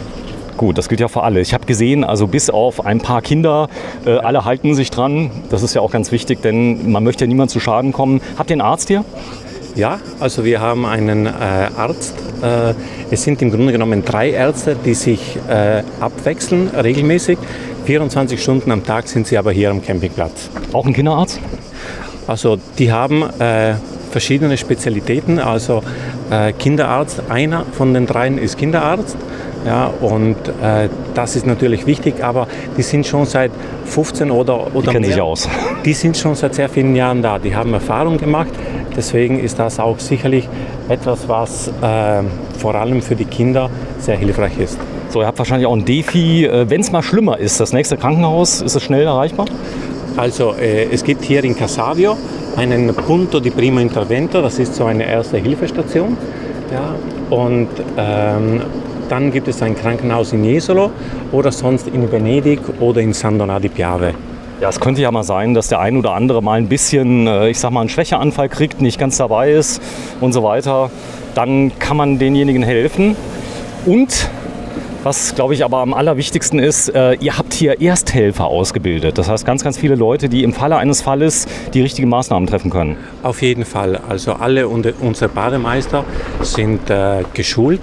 Ja, für Erste-Hilfe-Kurs, aber auch all unsere Mitarbeiter oder sagen wir ein Teil unserer Mitarbeiter, der langjährigen Mitarbeiter, die sind eben geschult, um eigentlich hier einen Erste-Hilfe-Kurs oder eine Erste-Hilfe-Aktion vorzunehmen. So, ihr habt auch eine Feuerwehr, eine eigene? Natürlich. Wir haben sogar ein Löschfahrzeug, ein professionelles Löschfahrzeug, das wir von der Feuerwehr gekauft haben. Haben vor 2 Wochen ein super Training gehabt und für den Fall der Fälle müssen wir eben bereit sein. Das ist so, es kann ja immer mal was passieren. Ich meine, hier wird mit Gas gekocht und so weiter. Ja. SOS? SOS-Stationen, ja, da wird direkt wenn man da drauf drückt, kommt eine Info bei uns in der Zentrale und von dort können wir direkt mit der Person eben hier vor Ort kommunizieren und sofort wissen, was eben passiert ist und dementsprechend eben eingreifen. So, Max, du parkst mal. Gerne. Massimo auf Italienisch. Du bist für viele Deutsche der Max? Ja, eigentlich auf Südtirolerisch ist das Max und deswegen alle kennen mich hier eigentlich als Max. So, bleibt dran, Teil 2, bis gleich. Teil 2, er ist komplett ausgedörrt, der Max. Wir gehen jetzt mal was trinken. Gerne, unbedingt. Unbedingt. Ja, Südtirol, muss man sagen, ihr habt viele Berge. Je nachdem, wo man wohnt, kriegt man nicht viel Tageslicht ab, oder? Die Sonne ist dann entweder gerade gekommen oder gegangen. Ja, so in etwa. Aber sag mal, ich wohne in Sterzing, also bin gebürtiger in Sterzing, direkt 50 Kilometer von der Grenze entfernt. Ich habe ein Fahrrad, das heißt Sterzing. Okay, ja. Super Kombination. Ja, also, also Südtirol ist ein traumhaftes Land, auch Tourismusland, ja, wo man natürlich aufwächst, mitten in den Bergen. Im Sommer kannst du wandern gehen, im Winter kannst du Skifahren gehen. Traumhaftes Land. Ja, und von den Temperaturen her ist das auch sehr unterschiedlich. Ja, es gibt bestimmte Gegenden, wo es wärmer ist, andere, wo es ein bisschen frischer ist. Wow, ich bin jetzt schon begeistert. Der frische Wind kommt. Hier vorne kannst du dich hinsetzen. Gar nicht so dieses Mallorca-Party laut, nichts. Also richtig für Familien. Eigentlich überhaupt nicht. Ja. Also der Campingplatz ist ein Campingplatz für Familien mit Kindern. Partystimmung. Klar ist es schön, wenn man sich unterhält, wenn man Spaß hat. Aber sagen wir, Party-Feeling ist in dem Fall nicht so die ideale Lage hier im Campingplatz. Ja, das Schöne ist aber auch Pärchen, wenn ich jetzt alleine anreise, Mann, Frau, egal was, die können hier viel Spaß haben, idyllisch. So, es gibt mal was zu trinken. Ja, also ich frage mal, ob ich ein bisschen Wasser bekomme. Ja. Damit ich dann auch Ciao, buongiorno. Posso chiederti una bottiglietta di acqua naturale? Grazie mille. So, du hast gebeten um Mineralwasser. Genau. Frisches, natürliches Wasser. Zeig mal bitte in die Kamera. Goccia di Cagna. Naturale, ohne Gas. Ohne Gas. Darf ich auch eins haben? Natürlich, gerne. Auf jeden Fall. Sorry, dass ich nicht gefragt habe. Ist gar kein Problem. Ich meine, ihr seid ja sparsam, ihr Italiener. Immer ein bisschen zu viel. Ne hai una seconda per cortesia? Antonio, mi puoi dare un'altra? Sì, grazie. Un'altra, weil es weiblich ist. Weiße Bottiglia, weiblich ist. Okay, verstanden. Stark. Und wenn du mir die mal kurz mal öffnest, sei mal so lieb, Ja. weil ich habe beide Hände voll und dann trinken wir mal schön was. Gut. Es ist auch gekühlt. Vielen Dank. Zum Wohle. Zum Wohl. Alla salute. Alla salute. Zum Wohl.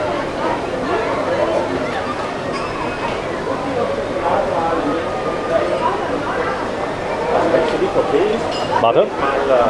Augenblick, jetzt hört man nicht. Sorry. Wenn es für dich okay ist, würde ich mal vorschlagen, dass wir auf die Brücke gehen. Ja. Von da oben haben wir einen super Ausblick auf den ganzen Aquapark. Ja, das machen wir jetzt mal. Warte, ich hole mein Getränk mit. Sekunde, du hast es dabei. Ah, herrlich. Das war ein kurzer Schluck und ich lebe schon wieder ein bisschen. Ja, du, das ist auch für mich so. Boah, ist der riesig. Ja. Also das ist ein 50 Meter Schwimmbecken. Ja, 50 Meter Schwimmbecken und da haben wir bestimmte Bereiche, wo die Gäste eben länger schwimmen können. Dann bieten wir hier auch so Schnupperkurse für Diving und auch Schwimmkurse für Kinder. Ja. Die werden über unser Animationsteam eben hier direkt gemacht. Ich glaube, es ist ganz wichtig, dass die Kinder eben schwimmen können und wenn die Eltern vielleicht nicht so begabt sind, denen das beizubringen. Ich hatte so einen Trick, wie ich das meinem Kind beigebracht habe, aber ich hatte immer Angst, er wird irgendwie mitgenommen, er geht vielleicht mal unter und so weiter. Hier kann man schwimmen lernen, aber es kommt noch besser, hier kann man gar nicht untergehen theoretisch, oder? Nee, also hier in diesem Becken, da kann man theoretisch überhaupt nicht untergehen. Da bekommt man nur eine kalte Dusche und du siehst ja, da sind mehrere Kinder da, die da warten und die warten, bis das Seepferdchen diesen großen Eimer gefüllt hat. Das Ding da oben. Das Ding da oben, ja. Und da kommt jetzt ganz bald so eine 1000 Liter Wasser Kaltdusche runter zur Erfrischung aller Kinder. Ja. Das dauert auch noch ein bisschen, oder? Du, wir können da auf die Brücke hochgehen, dann hat man das super im Blick. So, hier vorne wird mal wieder Hausmeistertätigkeit durchgeführt. Ihr habt wie viele Hausmeister? Unzählige. Du, wir haben sehr viele Techniker, die für den verschiedenen Bereichen eben zuständig sind. Und natürlich die Qualität des Wassers, vor allem im Pool, ist natürlich extrem wichtig und die wird regelmäßig kontrolliert. Ja. Wahnsinn. Also wenn du hier Kinder hast, so, es geht los. Du kennst dich aus, der Bucket wird gleich umfallen. So langsam, wenn man sieht, dass sich das obere Ende ein bisschen nach vorne neigt, dann merkt man eben, dann wird das bald kommen. Und die Aufregung auch von den Kids, die steigt natürlich. Und ich denke mal, so in ein paar Sekunden wird sich das total umkippen. Ja. So, es kann sich nur um wenige Sekunden handeln. Es kommt.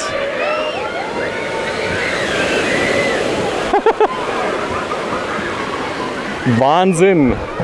Jetzt muss man sagen, das ist relativ neu, aber ihr habt es so oder so ähnlich, habt ihr es früher auch schon gehabt, oder? Als alles begann? Nee, also wir haben im Grunde genommen Bis 2008 hatten wir eigentlich nur 2 Schwimmbecken, das olympische Schwimmbecken und ein kleines Kinderschwimmbecken. Aber dann haben wir den Aquapark zu unserem 50-jährigen Jubiläum eben erweitert mit dieser Lagune, speziell für Kinder.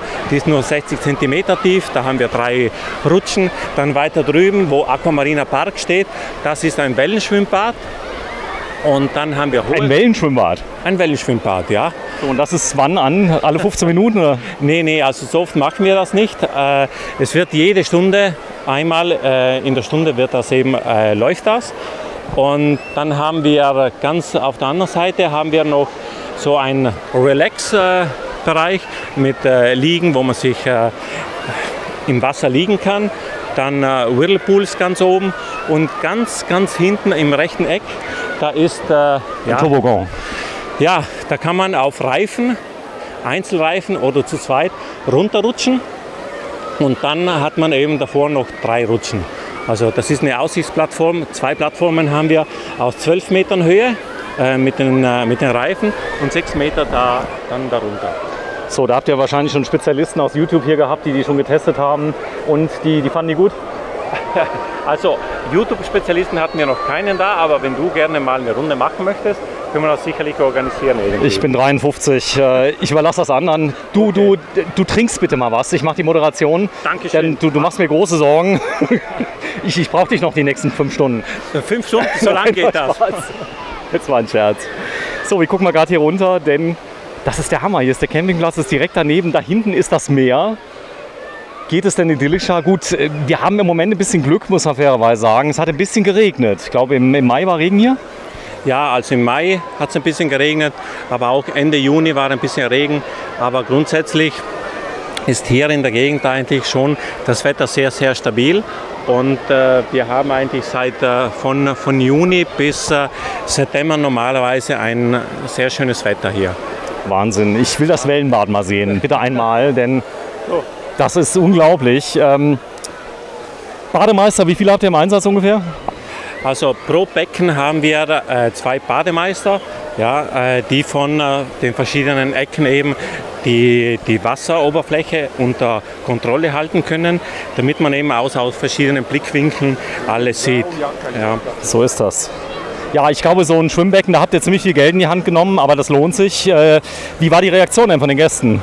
Du, man muss, wenn man heutzutage so eine Qualität bieten will, dann muss man investieren. Und die Gesellschaft Marina di Venezia investiert eigentlich jedes Jahr in sehr wichtigen Summen, um hier eigentlich den Gästen einen schönen Urlaub anzubieten, eine schöne Location und damit wirklich alles funktioniert, auch vom Personal her.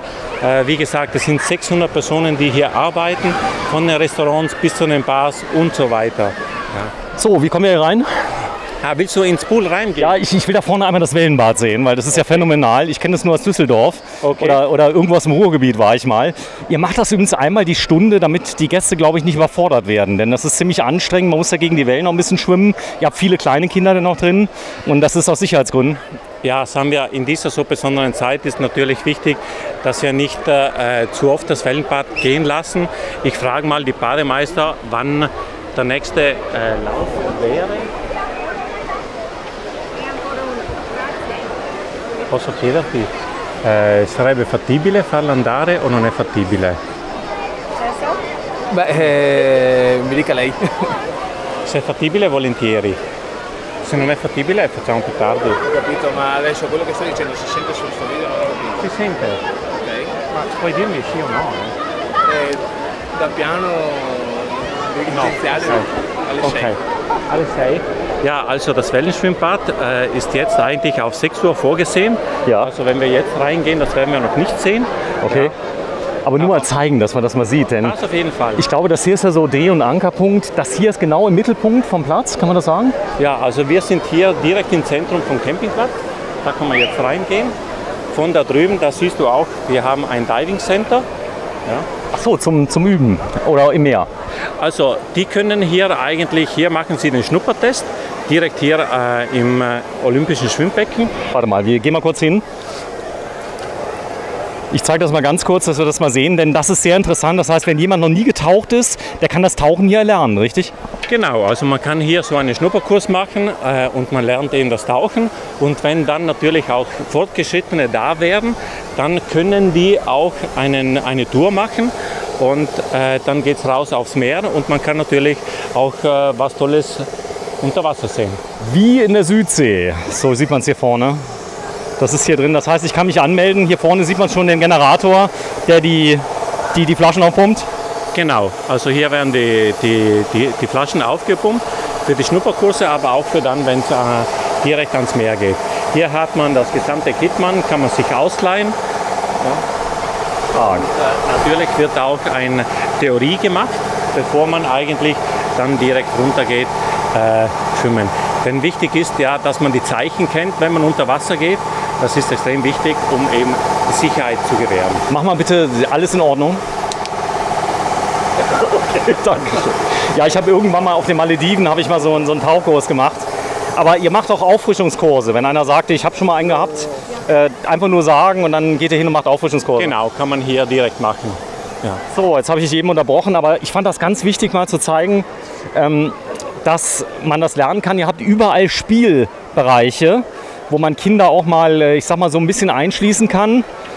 Und ja. Ich zeige das mal gerade, ich drehe mich mal ganz kurz, dass wir das mal sehen. Die sind hier vorne da. Dann Unterwasserfahrräder und zwar nicht die billigsten, die richtig guten. Wir haben da eben auch mit unserem Animationsteam machen wir hier regelmäßig besondere Kurse. Das wären die Hydrobike-Räder, die werden dann in einem Becken hingestellt und dann kann man eben trainieren. Wahnsinn, wer sich auskennt, das sieht so einfach aus, aber es ist unglaublich angenehm. Wichtig ist eincremen. Das auf jeden Fall. Also hier bei uns, man sieht, es ist ja alles in der prallen Sonne. Wichtig ist eincremen auf jeden Fall. So, ich habe mir heute nämlich auch mal eine Mütze angezogen. Das hättest du, war wahrscheinlich besser auch, aber dann hätte man dein schönes Gesicht nicht so gut gesehen. Jetzt ist wieder ein bisschen kühler. Ja, jetzt kommt ein bisschen Wind rein und deswegen ist es ein bisschen angenehmer. Ja. Also hier sieht man, das ist eben das Wellenbad. Ist das groß? Hammer. So. Okay, das heißt, du kannst hier liegen wie an einem Strand? Man kann hier liegen wie am Strand, ja, auf jeden Fall. Ja. Boah, das ist angenehm. Die Kinder können rein, die Eltern können sich hier hinlegen. Da vorne kannst du denn liegen. Du kannst die Liegen mieten hier, geht das? Ja, also die Liegen, die kann man hier mieten. Ja, es gibt hier einen Infopoint. Dort kann man sich wenden und der Kollege dort kann die verschiedenen Liegen dann mieten. Aquamarina Park heißt der. Aquamarina, genau. So, jetzt ist alles neu. Ich guck mal gerade, ein halber Tag 2 €. Da kann sich ja keiner beschweren, oder? Ich denke nicht, ja, aber klar, man kennt aus verschiedenen Hotelanlagen oder inklusive Anlagen das Angebot, dass die Liegen inbegriffen sind oder so. Hier sind sie eigentlich gegen Gebühr und das machen wir, damit eigentlich die Gäste, die wirklich hier den Tag verbringen wollen und hier Sonne liegen möchten, dass die auch die Möglichkeit dazu haben. Das hat einen riesen Vorteil. Also ich sag mal, auch wenn es jetzt 6 € kostet, der Kampf der Liegen ist vorbei und das ist das Schlimmste, was es gibt. Die Kollegen, also ich habe das in Gisolo gesehen, die haben so ein Computersystem, vielleicht hast du das gesehen, die vergeben die Liegen vollautomatisch nach Zufallsprinzip. Das ist so, fanden die Leute auch ganz cool, aber ganz ehrlich, 6 € für 2 Liegen für einen halben Tag mit Sonnenschirm, da kannst du nichts sagen. Ich finde es okay. Ich denke nicht, dass das zu teuer ist. Ja. So, und das ist ja der Hammer hier. Ja, also hier haben wir verschiedene Rutschen. Ja, hier gibt es die Rutschen, also die gelbe ist die schnelle Rutsche und dann gibt es so 2 andere Rutschen. Ja. Und dann diese Plattform, die ist 6 Meter hoch. Ja. Aber dann gibt es die andere Plattform, die dahinter steht, die ist 12 Meter hoch und dort rutscht man eben mit der Reifen runter. So, ich sehe da oben, da ist auch noch ein Bereich. Was ist da oben drauf, ganz hinten? Da oben, da haben wir so einen Fitnessbereich. Ja, denn auch im Urlaub will man sich ja fit halten. Ja. Jetzt war überrascht. Ja. Genau, wenn du immer kurz fragst, wann er morgens anfängt. Also der mit Ciao. Posso chiederti quando è che inizi la mattina? Allora, la mattina può cambiare, posso iniziare o alle 9 o alle 9:30 in base ai vari turni, oppure possiamo iniziare anche alle 7 se dobbiamo fare pulizie. Also es gibt verschiedene Turnusse, je nachdem welchen Dienst er machen muss. Wenn er sehr früh beginnt, also um 7 oder halb 8, dann geht es darum, weil er die Aufgabe hat, auch die Pools zu reinigen. Okay. Ja. Oder sonst eben ab 9 oder halb 10 Uhr. Prima. So, und er hat natürlich First Aid Kit. Ich nehme an, die meisten Verletzungen hier sind Schürfverletzungen, die du hast, wenn ein Kind mal hinfällt. Ja, also natürlich die Kinder, wenn sie in so einem Aquapark sind, ja, da will man von einer Attraktion zur nächsten irgendwie fast rennen und dass man dann vielleicht stolpert oder so, Kenn ich. kann passieren. Ja. So, und dann gibt es dann auch Hilfe. Ist aber nicht so, dass der Arzt kommt. Wie ist das hier geregelt? Mit der deutschen Krankenkassenkarte komme ich da weiter bei euch? Also sagen wir so, die deutsche Krankenkassenkarte, die ist natürlich, wenn man in den öffentlichen Krankenhäusern geht oder so, hat die gleiche Gültigkeit, wie wenn es ein italienischer Gast kommt. Aber es empfiehlt sich grundsätzlich, ich sag mal, eine Rückholversicherung abzuschließen. Die gibt es ja für ganz wenig Geld, auch beim ADAC und Co. Also dass man das einfach mitmacht, oder?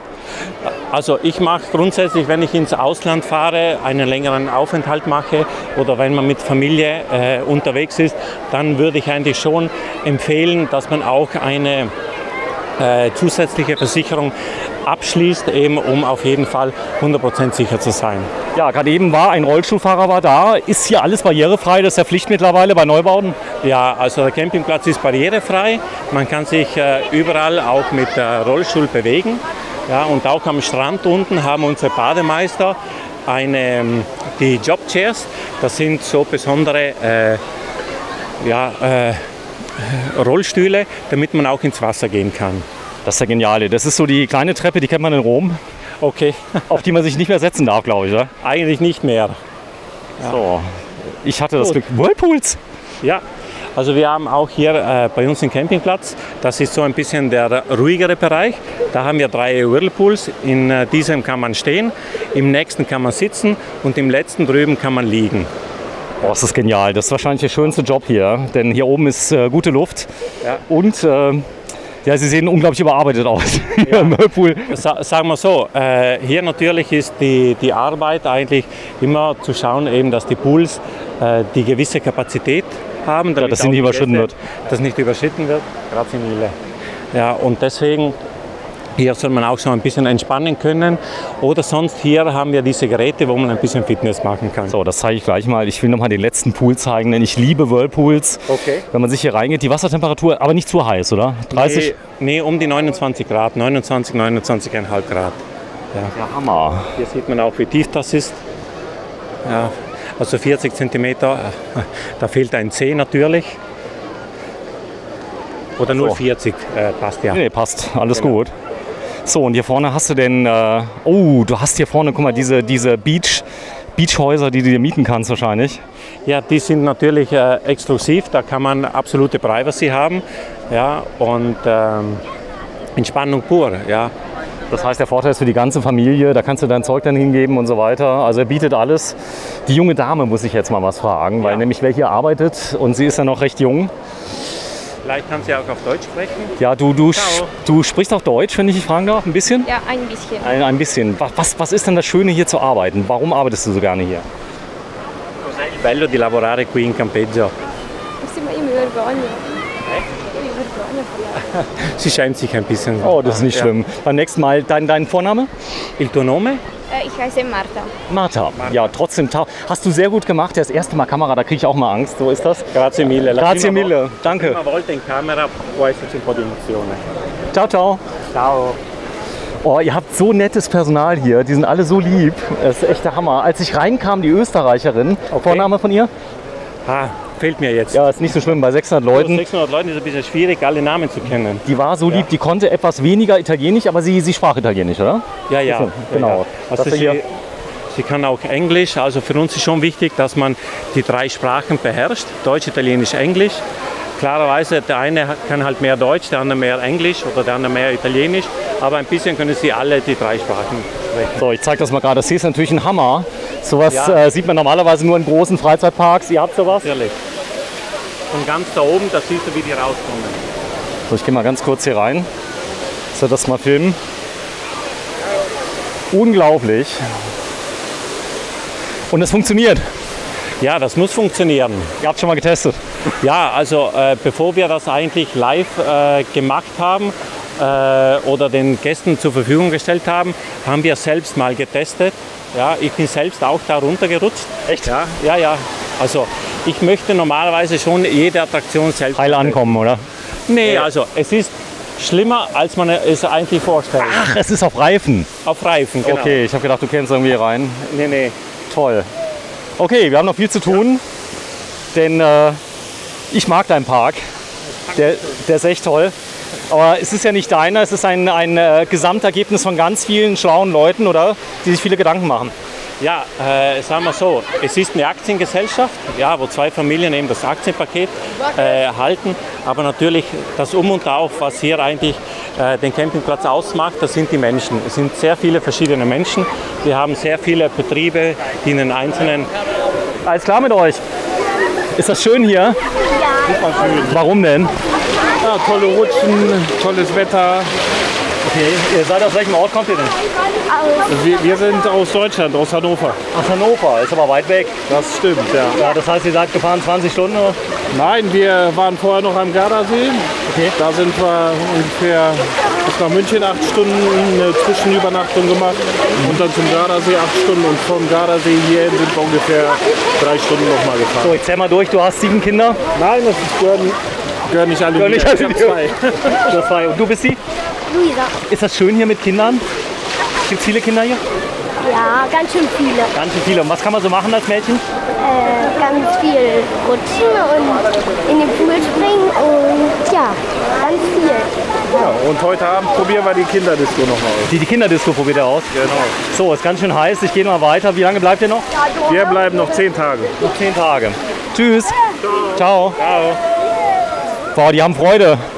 Du, das ist das Wichtigste und das ist auch für uns schön zu sehen, wenn sich die Gäste freuen, wenn sie Spaß haben, wenn sie sich hier entspannen, wohlfühlen. Das ist das Um und Auf. So, ich lasse mal ganz kurz die Blicke gleiten. Wir machen mal beide Getränke auf und trinken noch ein bisschen. Denn bei dem tollen Wetter muss man trinken nicht vergessen. Das ist meins. Ja. So, ich guck mal gerade. Kriege ich hin. Und dann zeigen wir noch mal hier die Situation. Das ist das Wellenbad, was um 18 Uhr denn noch mal aufmacht. Dort hinten ist die Brücke, auf der wir eben standen. Da ist das Seepferdchen. Dann, jetzt trinke ich auch mal was. Warte mal. So, bei 32 Grad ja, und bei dieser Sonne ist es auch wichtig, ein bisschen Wasser zu trinken. Absolut. Unbedingt. Ja. Let's go. Dann fahren wir gleich mal mit einem Speedy Car vom Direktor. Name vom Direktor, wie heißt er mit Vornamen? Der Direktor, ja. Ingenieur Luca Gazzo. Der Luca. Genau. Luca, das hast du sehr gut gemacht. Der spricht ein bisschen Deutsch, der Luca? Also, wenig Deutsch, ja, aber dafür super Englisch, Italienisch natürlich, Muttersprache. So, Ingenieur, das bedeutet, er kennt sich aus. Auf jeden Fall. Auf jeden Fall, oder? Ja, ja, ja. Sag mal, als du hier eingestellt worden bist, ja, und ich sehe das jetzt hier, ihr sucht ja wahrscheinlich Leute, die perfekt Italienisch und Deutsch können, immer wieder mal, oder? Also für uns ist natürlich junges Team, Personen, die verschiedene Sprachen kennen, ja, das ist das Um und Auf. Die nett und freundlich sind, vielleicht aus der Gastronomie kommen, sich ja also mit dem Kunden auskennen so ein bisschen, oder? Ja, also man muss schon eine gewisse Erfahrung auch haben hier bei uns im Campingplatz. Aber sagen wir, das Wichtigste für uns ist natürlich, dass man Spaß an der Arbeit hat. Leidenschaft. Leidenschaft, ja. Weil wenn man Leidenschaft hat, wenn man Spaß hat, wenn man das gerne macht, dann zählen auch die ganzen Stunden, die man hier macht, zählen nicht, also die merkt man nicht. Und der Gast merkt vor allem, wenn es authentisch ist, wenn es echt ist, dann fühlt er sich auch umso mehr wohl hier auf dem Campingplatz, aber dann hat er auch Spaß. Ja. So, jetzt ist hier ja nicht so viel los, muss man sagen. Die Leute, die genießen hier einen Cocktail oder so. Und abends, was gibt es hier? Was ist Spezialität bei euch? Also das ist ein Restaurant. Hier kann man, also es ist ein sehr großes Restaurant, wie du sehen kannst. Kompliment, trotzdem sieht es nicht aus wie in der Kantine. Du, die haben hier 600 Plätze und es ist auf verschiedenen Ebenen eingestuft. Ja, es gibt einen Innenbereich, dann hier vorne und da vorne. Und natürlich das Besondere hier hat man einen direkten Blick auf die Showbühne, wo das Animationsteam abends immer ein Show-Event macht. Babydance war vorhin ein Begriff, wird jeden Abend hier an der Showbühne gemacht. Und hier sind natürlich die Spezialitäten, alles was mit Pizza, Pasta zu tun hat, aber man kann auch leckere Fleischgerichte haben. Kann ich einen Tisch reservieren? Geht das?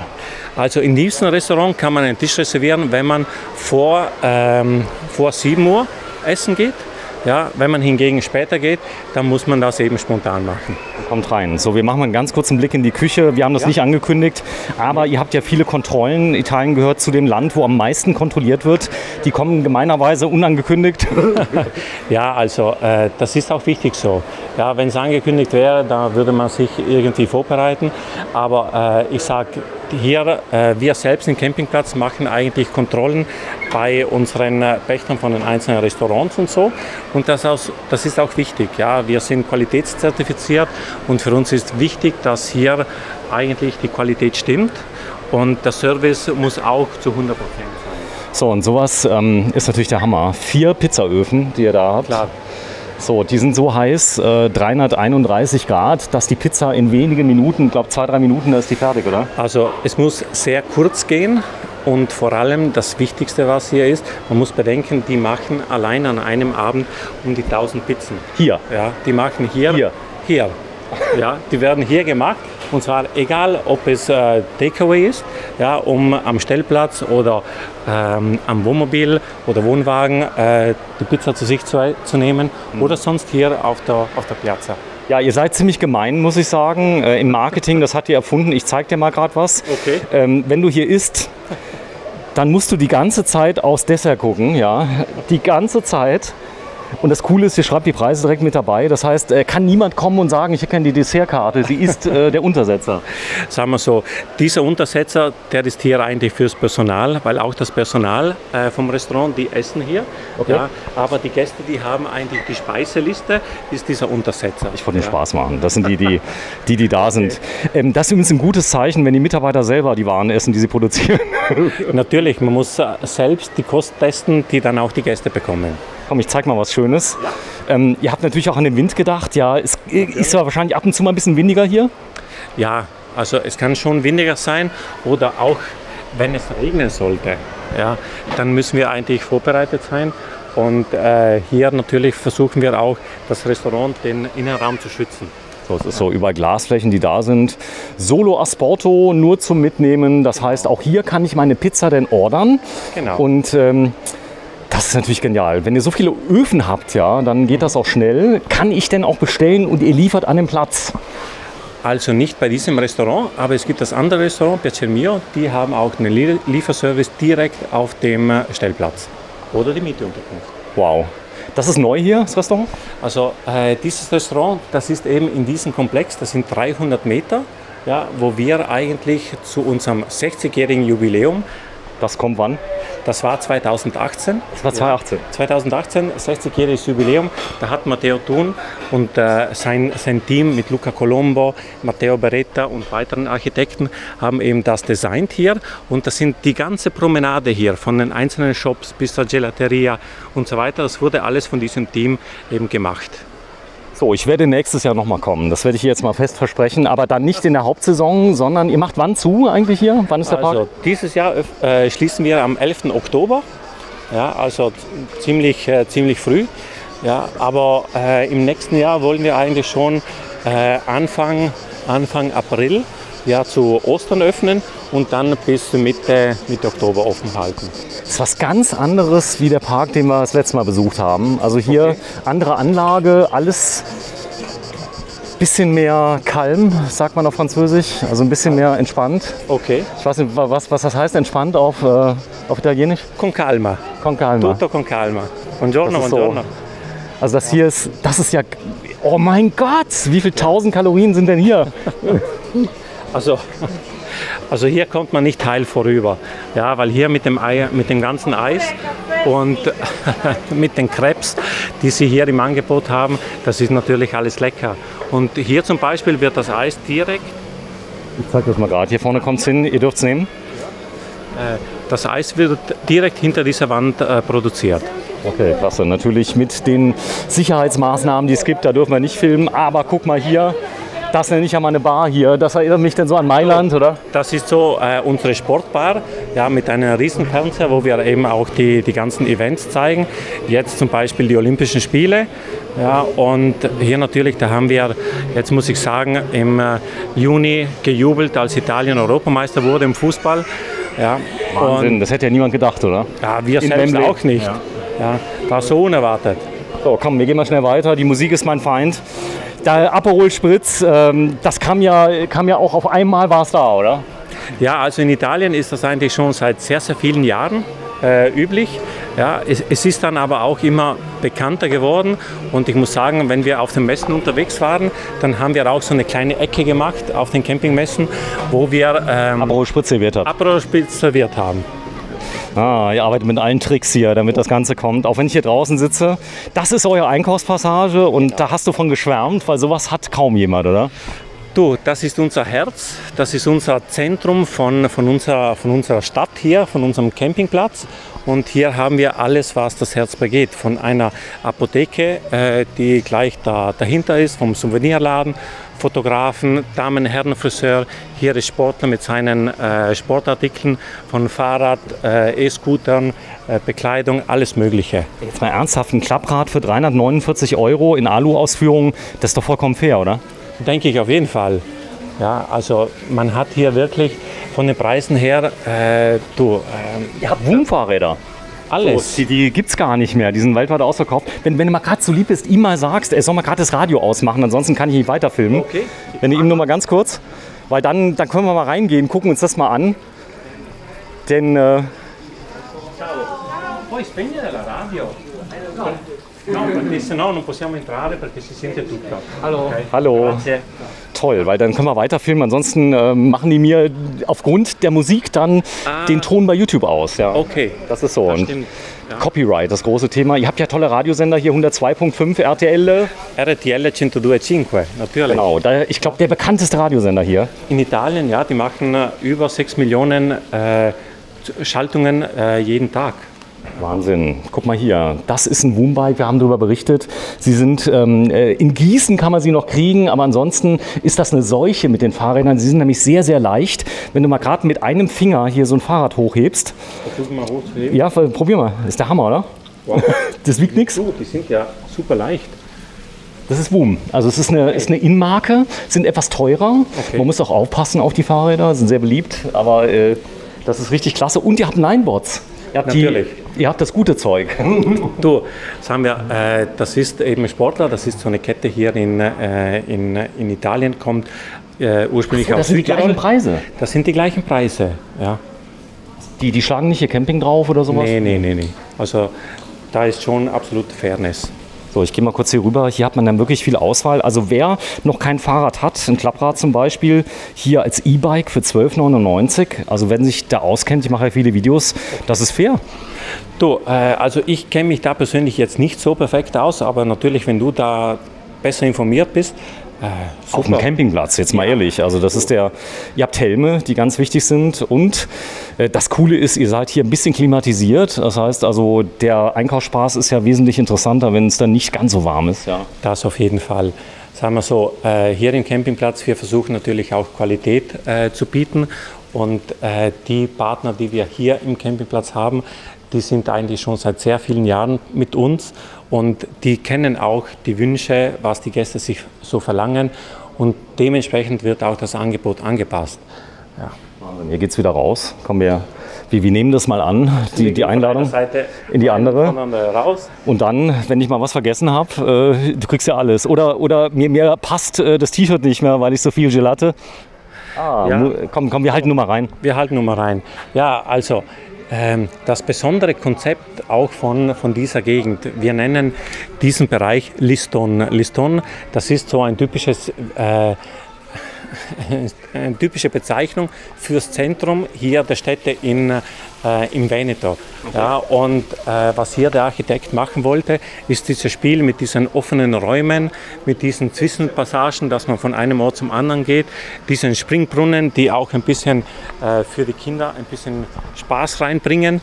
Klar, jetzt ist ein bisschen das Wasser runter, aber das geht dann, kommt und geht ein bisschen hoch und nieder. Gut, jetzt ist hier niemand, weil die sind alle am Strand, im Schwimmbad, am Machen, am Tun. Hier kann man sich verabreden. Wie ist denn so das Handynetz? Ist das total überlastet oder habt ihr so Abkommen mit den Mobilfunkbetreibern, dass das gut klappt? Weil ich konnte eben hochladen, das ging ruckzuck. Okay. Also hatte hohe Bandbreite, trotz 10.000 Leute. Ja, sagen wir so, auch wenn sehr viele Leute hier sind, haben wir natürlich das Telefonnetz, das funktioniert sehr gut, aber auch unser WLAN ist schon, das haben wir natürlich verbessert in diesem Jahr und das ist eigentlich der springende Punkt. Wir müssen hier Qualität anbieten und vor allem die Gäste, die hierher kommen, die vielleicht auch arbeiten, wenn sie da sind, müssen ein stabiles WLAN-Netz haben und Service ist eigentlich etwas vom Wichtigsten hier auf dem Campingplatz. Deswegen haben wir auch eine eigene Person, die sich darum kümmert, zu schauen, welche Probleme es eventuell geben könnte mit der WLAN-Verbindung. Ist das WLAN mit drin im Preis? WLAN ist mit drin im Preis. Ist mit drin, ja. weil bei vielen ist das ja Add-on. Das ist ein cooler Laden hier. Komm, wir gehen mal ganz kurz gucken. Hier vorne habt ihr nämlich hier Ipanema, habt ihr da. Wer sich ein bisschen auskennt, das ist schon eine Seuche. Viele haben ja 10, 20 Paare. Ja. Ipanema, Hawaiianas, Quicksilver, also alles hier natürlich am Strand. Man muss sehr viel anbieten, man muss verschiedene Möglichkeiten geben, damit der Gast auch, je nachdem, welche Vorliebe er hat, das wählen kann, was er will. Ja, die Nikes für 27 €, das ist okay. Die gibt es in Deutschland auch nicht billiger. Bist du überrascht, dass hier die Preise so niedrig sind? Ja, ich guck mal, die sind echt. Die sind auf jeden Fall echt. Es war Spaß. Ah. Bella Italia. Also wer sich auskennt, macht euch mal ein neues Bild, wer noch nicht in Italien war. Okay. Gastfreundschaft super, die Anfahrt, die Straßen sind breit. Ich habe keine Polizei gesehen, also wenn du lieb bist, dann sind die alle super gekleidet, die Polizisten. Die sehen aus wie Models immer, hast du gesehen? Die sind super gestylt natürlich. Ja, aber Sicherheit ist natürlich schon sehr wichtig in Italien. Und die Polizei, wir haben ja verschiedene Polizeiarten. Es gibt die Straßenpolizei, es gibt die Stadtpolizei, es gibt die Carabinieri, es gibt die Finanzwache. Also es gibt verschiedene Polizeiarten. Acht noch ein bisschen Wasser. Ja, ist nicht schlimm, dann werde ich mal nass. Das ist der Soldi. So, das heißt, es gibt auch hier... Nicht Soldi, sondern Saldi. Saldi. Ja, jetzt gibt es die Sommerschlussverkauf, ja, und hier gibt es dann Sonderpreise. Ja. So, wir gucken mal gerade ein bisschen hier rein, minus 20%. Wenn du sie mal gerade fragst, was so der Hit in diesem Sommer ist, ja, sie ist gerade mal hier rum, wir gucken mal gerade, wo sie ist. Wobei das eher mehr die Damenabteilung ist. Ja, das meine ich ja. Deswegen, ich habe ja selber mehrere Frauen zu Hause. Ich gucke mal gerade ganz kurz. Aber weißt du was, wir machen das ein andermal. Hier haben wir Calvin Klein, hier gibt es viele Sommerkleider, die da sind. New Arrivals und ja, hier kann man also richtig shoppen gehen und das sind auch keine Reste. Ich gucke es mal gerade, 79,90 kostet das Kleid. Und wir gehen mal hier rüber. Hier haben wir dann Accessoires, ganz gemein. Kannst du viele Geschenke mitnehmen? Auf jeden Fall. Hier kann man alles mitnehmen. Du, schau mal hier. Man kann hier wirklich alles finden, was man zu Hause eventuell vergessen hat. Ja, und natürlich von der Profumeria haben wir hier. Parfüm. Sorry, ich denke manchmal auf Italienisch, obwohl ich es dann auf Deutsch reden muss. Ja, das ist die Zweisprachigkeit. Übel. Manchmal ist das so. Also mir geht es ja genauso. Wenn ich längere Zeit mal Französisch gesprochen habe, dann denke ich teilweise sogar auf Französisch. Hawaiian, ich gucke mal gerade 11,90. Viele, die sich auskennen. Das ist so Haut de gamme. Also das ist so das Beste, was es gibt. Dann habt ihr viele Hüte da und ihr habt einen Campingladen. Das ist der Campingladen. Also das ist der Ort, wo man alles Mögliche findet, wenn jemand zu Hause irgendetwas vergessen hat oder hier irgendetwas noch sich besorgen will. Hier zum Beispiel dieser Hunde. Ja. Du, wir sind ja auch ein Campingplatz, wo Hunde beliebt sind. Deswegen haben wir auch etwas für die Hunde. Eine Hundeluftmatratze, das muss natürlich sein. Aber hier diese Ente, da habe ich das letzte Mal eine abgestaubt, die habe ich dann repariert. War kaputt, Kind hat wahrscheinlich geweint, haben sie weggeworfen. Ich habe es repariert, da hatte ich dann eine Ente und danach ist sie auch wieder kaputt gegangen. So der. Sonnenschirme, habt ihr viele? Sonnenschirme auf jeden Fall. Bei diesen Temperaturen muss man sich ja auch irgendwie schützen. Verschiedene Größen, verschiedene Artikel, natürlich verschiedene Preise. Hier ist so auch ein bisschen die Kinderspielabteilung. Papa, kann ich was haben? Natürlich. Ja. Und alles ein bisschen. So, gehen wir mal kurz rein. Kickscooter, Geschenke. Ja, ihr seid gut sortiert. Das Ganze, ihr betreibt das selber oder sind das Partner von euch? Das sind alles externe Partner für uns. Ja, also jedes Geschäft, jede Bar, jeder Supermarkt, das sind externe Partner für uns, die aber eigentlich schon seit mehreren Jahren mit uns zusammenarbeiten. Ihr seid eine große Familie. Eigentlich schon. Wir sagen, wir sind eine große Familie. So, überall habt ihr Pflanzen, das ist natürlich auch eine Herausforderung, die auch zu gießen, zu bewässern. Hier kommt ein eigenes Team und bewässert die?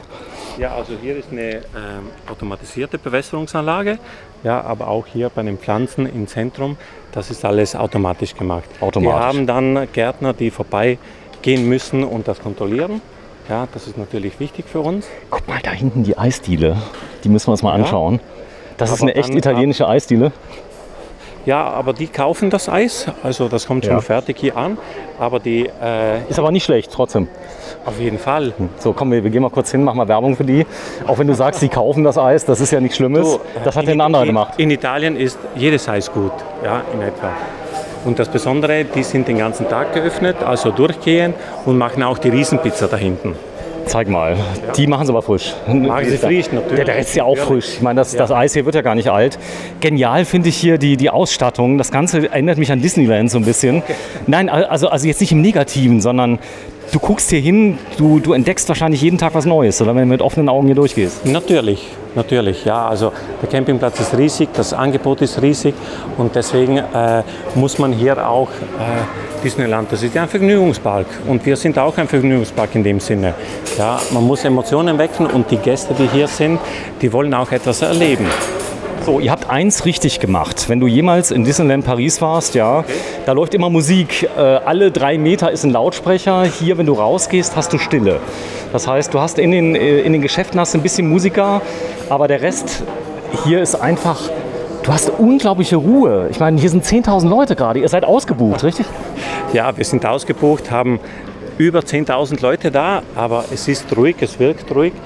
Das ist auch das Besondere. Ja. Viele Leute sind hier am Strand unten, genießen dort die Zeit. Einige sind auf den Stellplätzen oder bei den Mietunterkünften.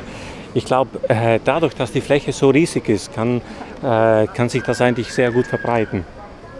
Das ist sie, oder? Ja. Dürfen wir da mal probieren auf so einem Löffelchen? Das ist der Hit. Ja, das ist die Fischerei. Wir haben eine eigene Fischerei am Campingplatz. Nee. Natürlich. Mit Boot oder wie funktioniert das? Die fangen das frisch? Also die kaufen das jeden Morgen, ja, frisch. Und hier hat man die Möglichkeit, frischen Fisch zu kaufen. Oder man kann hier auch aus der Gastronomie einen Fisch mitnehmen. Wow. Zubereiteten Fisch. Das heißt, ich kann denn zu Hause im Wohnwagen, kann ich denn frischen Fisch aus Italien genießen? Natürlich, sehr gerne. Und wenn du willst, auch wenn du beim Spazierengehen diesen Corno Fritto Misto, das ist eben frittierter Fisch, oder sonst machen sie auch Fischburger. Guck mal hier, das ist der kleine Fisch. Da ist er. I can only swim in Euro. Please don't let me die. Trinkgeld. Lustig. Guck mal hier, wir sind ja unweit von Venetien, muss man sagen. Genau. Und wie komme ich da hin? Also wir sind nur 2 Kilometer von Punta Sabbioni entfernt.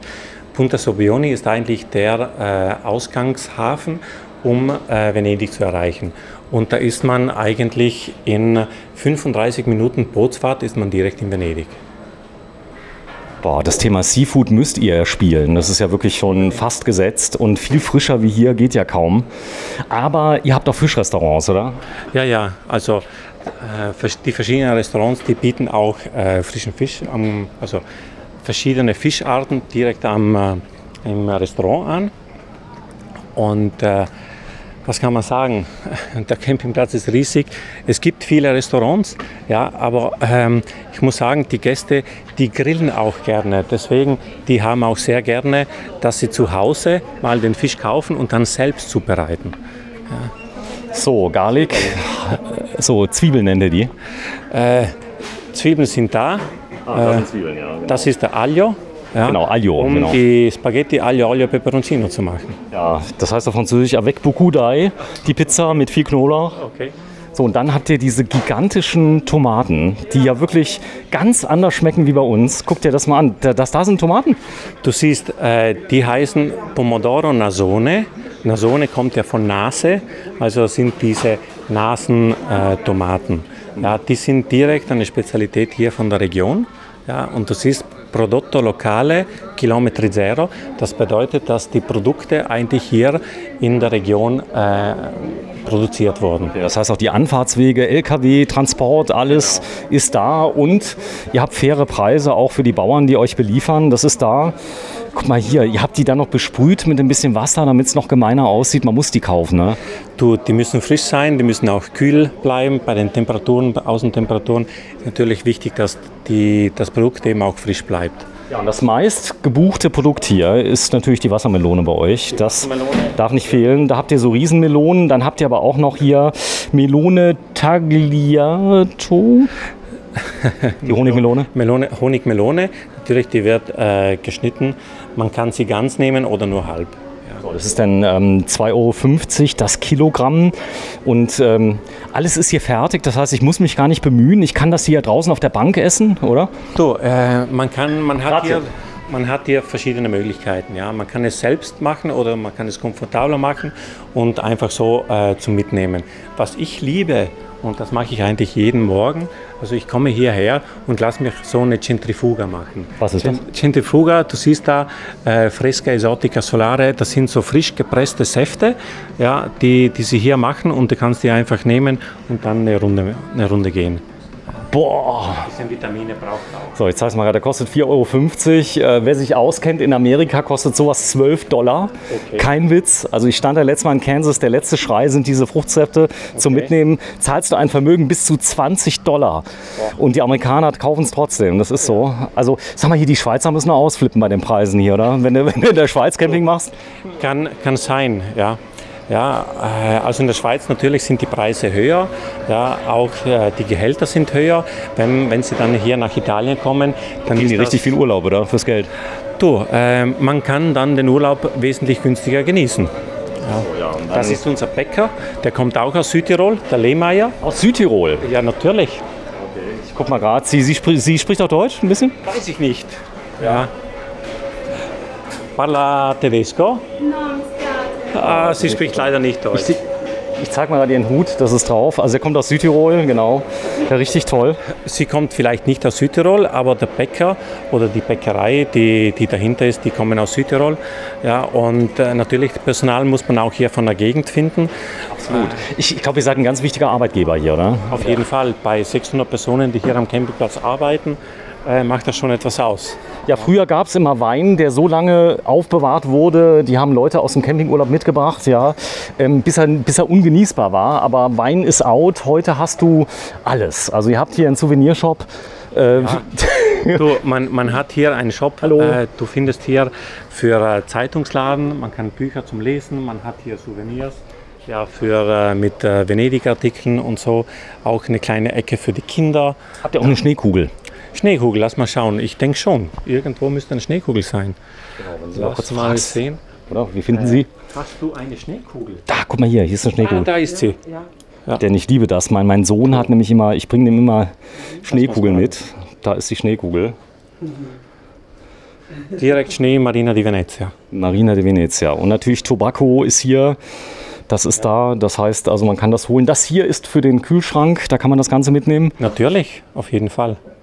Ein kleines Andenken für zu Hause und die Erinnerung zu Hause dann immer den Urlaubsort im Herzen zu tragen. Boah, das hier ist, ich sag mal, einer der schönsten Plätze in ganz Italien, das kann ich dir schon mal sagen. Und ich habe zwar noch nicht so viel gesehen, aber wer dachte, es wäre hektisch, es wäre viel Betrieb, der muss nun mal hierher kommen. Klar, wenn du dich abends natürlich an die Animationsbühne stellst, dann willst du das ja auch, oder? Ich sag mal so, der Campingplatz ist sehr groß, man hat hier ein riesen Angebot. Ja, und natürlich, wenn man hier sich bewegt zu bestimmten Uhrzeiten, kann es schon sein, dass eben wesentlich mehr los ist.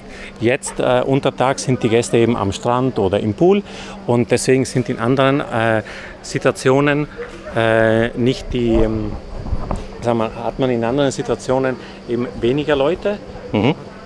So, ich guck mal gerade, wir müssen ja Maske aufziehen, das machen wir jetzt mal gerade. Warte, ja. Denn das ist hier Pflicht. Du musst mir eine besorgen. Sei so lieb, wenn du sie mal fragst. Besorgst an der Maske. Ich halte mal ganz kurz hier vorne rein, denn man muss die Straße auch mal sehen. Passione dal 1956 und das ist so ein bisschen der, sag mal, die Geschichte, der er immer gesagt hat, die ganz toll ist. Nämlich ein nagelneuer Supermarkt. Ich bekomme eine Maske.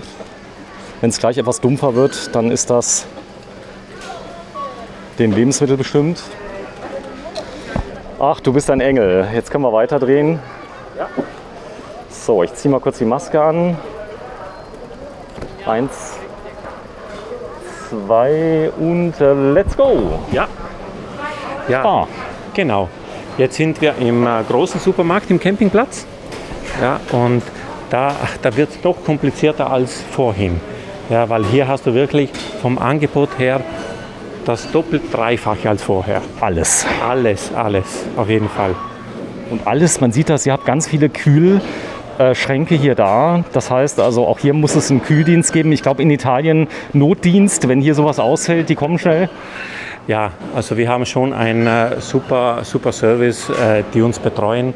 Also wenn hier so eine Kühlmaschine ausfällt, dann sind sie in kurzer Zeit sind sie da. Natürlich, das ist für uns ein ausschlaggebend, dass dann der Postservice nach dem Verkauf eben der einzelnen Geräte, dass das funktioniert und alles in Ordnung ist. Was ich toll finde hier ist Small Shopping. Das heißt also, jeder kann nur das kaufen, was er für den Tag braucht, kann immer wieder kommen, kann Sachen ausprobieren und du kriegst hier alle, nicht nur die deutschen Sachen, die ihr dann importiert habt, sondern ihr habt auch die ganz tollen italienischen Sachen, die ich dann auch mal gerne mit nach Hause nehme als Geschenk. Zum Beispiel die ganz gute Dauerwurst, oder?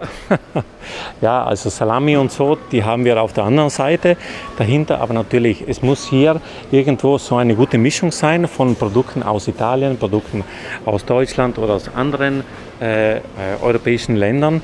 Natürlich, weil wir ein internationaler Campingplatz sind, wo auch Gäste aus anderen Ländern kommen und ihre eigenen Produkte haben möchten. Ja, hier vorne hast du Wraps. Die gibt es natürlich auch in Italien, die ganz wichtig sind. Du kannst hier nicht verhungern auf dem Platz, oder? Das auf jeden Fall nicht, ja. So, dann habe ich gesehen, überall, die Italiener lieben glutenfreie Sachen. Das heißt, du kriegst ganz viele Sachen glutenfrei. In Deutschland ein Riesenproblem, hier klappt das. Okay. Also meine Frau, die isst gerne glutenfrei, weil die, ich sag mal, das gut verträgt. Und hier, ich sag mal, habt ihr das? Und ihr habt natürlich auch die gemeinen Sachen, ja. Das heißt, wenn du Kinder hast, die sich viel bewegen, die brauchen Kohlenhydrate. Ja, es gibt das eine und das andere. Es gibt Bereiche, wo wir eben Produkte, glutenfreie Produkte haben und wir haben auch ein Restaurant, also direkt in der Piazza. Die sind EIC zertifiziert und die können eben glutenfreie Produkte eben direkt anbieten. So, und da ist die Konditorei, die ich am besten gar nicht erst zeige. Denn Käse, Italien ist ja das Käseland schlechthin, also das muss man ganz klar sagen. Ich habe hier Gorgonzola, da gibt es 20 verschiedene Sorten, der läuft dir schon fast weg, wenn du ihn kriegst, ja. Ja, also hier im Supermarkt, die haben natürlich verschiedene Produkte, die sie hier anbieten. Ja, und dann hier gibt es auch verschiedene Wurstwaren, die man hier direkt wählen kann. Nutella natürlich überall. So, da ist die frische Wurst. Genau. Spricht man hier ein bisschen Deutsch eigentlich? Ich denke schon. Ein bisschen auf jeden Fall. Ja. Buongiorno signora Eleonora. Buonasera, giusto a quest'ora. Lei parla anche un po' di tedesco? Ein bisschen schon. Sie sprechen ein bisschen Deutsch? Ein kleines bisschen? Was ist denn die Wurst, was die Leute am meisten kaufen? Was ist die beliebteste Wurst? Qual è il prodotto che viene venduto di più per il mercato tedesco, cioè i nostri ospiti tedeschi? I vostri ospiti tedeschi, prosciutti crudi, San Daniele, Ja, San Daniele und Parma, also Parmaschinken. Salami. Salami auf jeden Fall. Ja. Okay. Con aglio e senza. Dann gibt es auch die Salami mit Knoblauch, ja, ist auch sehr beliebt. Ja. Finocchiona, questa è un prodotto toscano. Finocchiona, das ist ein typisches Produkt aus der Toskana. Con finocchio. Mit Mit Fenchel. Mit Fenchel. Ja. So, dann habt ihr die gute Ricotta. Ihr habt diesen High-End-Thunfisch, wo die Dose irgendwie, ich glaube, ein Vermögen kostet. Ja. Dann ganz viele Sachen. Das heißt, hier wird ja ganz oft, weil es so heiß ist, essen die Leute ja ein bisschen weniger. Man isst, glaube ich, öfter ein bisschen weniger und du kannst dich auch hier eindecken mit so kleinen Köstlichkeiten, gell? Du, natürlich, wenn es zu warm ist, dann konsumiert man auch weniger. Aber im Grunde genommen, hier gibt es die Möglichkeit, auch kleine Kleinigkeiten einzukaufen und dass man dann eben auch zu Hause mitnimmt. Wasser, ganz wichtig. Extrem wichtig. Ja, Wasser, hier gibt es die verschiedenen Anbieter. Ja, sind eigentlich alles italienische Wasser. Ja, hier Sorgente di Fleons, das ist hier in der Gegend, also die Berge. Und ihr habt auch günstiges Wasser, muss man sagen. Das heißt also nicht nur das teure Wolwig, sondern ihr habt hier Wasser für 30 Cent. Also das ist alles für jeden Geldbeutel. Auf jeden Fall für jeden Geldbeutel, aber das Besondere, dass hier der Supermarkt auch in verschiedenen Positionen anbieten. Man hat auch die Möglichkeit, plastic-free eben die Flaschen zu füllen. Ja, und dort kann man eben auch ein bisschen ökologischer umgehen. Ja, das Bier ist schon gekühlt, das ist ready to drink, to use. Und hier vorne siehst du, das ist auch eine Spezialität hier, oder? Ja, also das glaube ich ist ein italienisches Bier. Ja, Mama. Stimmt, steht drauf. Ich guck mal grad. Chiara, Rossa, IPA. Also ich kenne mich da nicht so gut aus, aber schauen von den Farben, vom Etikett her, würde ich mal sowas schon probieren. Was mir gut gefällt, ist, der Supermarkt ist unglaublich toll sortiert und aufgeräumt. Das heißt also, du gehst hier nicht durch, sondern das ist hier 1A geführt. Ihr habt ja Vorgaben an eure Partner. Das heißt also, die müssen das ganz, ich sag mal, toll machen. Ansonsten nehme ich mal an, dass ihr ganz genau wisst, was ihr erwartet von denen, oder? Sagen wir so, wir haben auch eine Abteilung, ja, die eigentlich jeden Betreiber der einzelnen Lokale hier prüft und kontrolliert, dass wirklich alles in Ordnung ist, sei es von der vertraglichen Seite, von der bürokratischen Seite mit Versicherung, mit Verträgen und so weiter, dass da alles passt.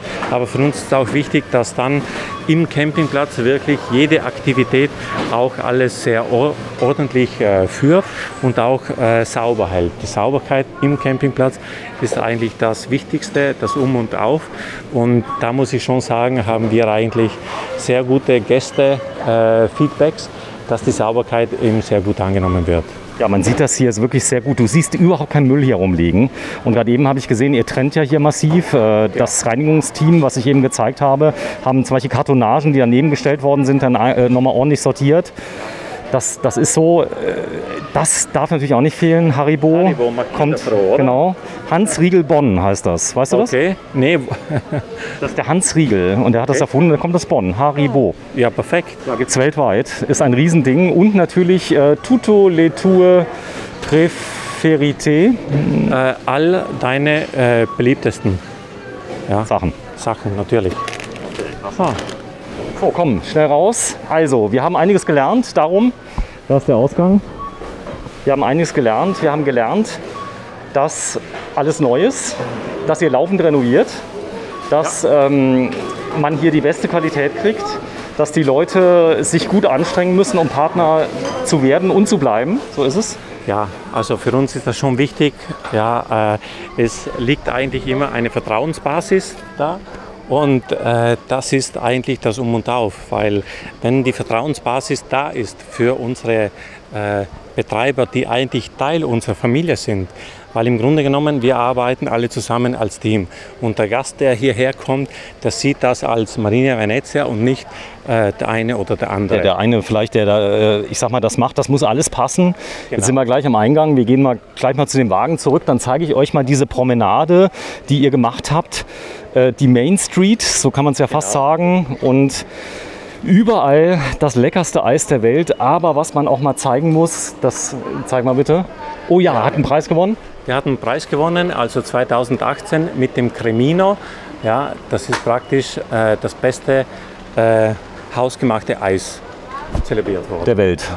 Der Welt. Des Universums. Des Universums, würde ich sagen. Ja, hier sieht man es auch. Das ist Malaga. Hier hast du Mango. Ganz viel frische Früchte, die hier auch verarbeitet werden. Das ist auch was ganz Gemeines. Das sind Cannoli. Cannoli. Die habe ich schon mal probiert. Sizilien, oder? Cannoli Siziliane, also sehr gut, aber natürlich sehr kalorienreich. Ja, aber man ist ja nicht zum Spaß hier. Genau, auf jeden Fall. So, hier vorne hast du Pistazieneis.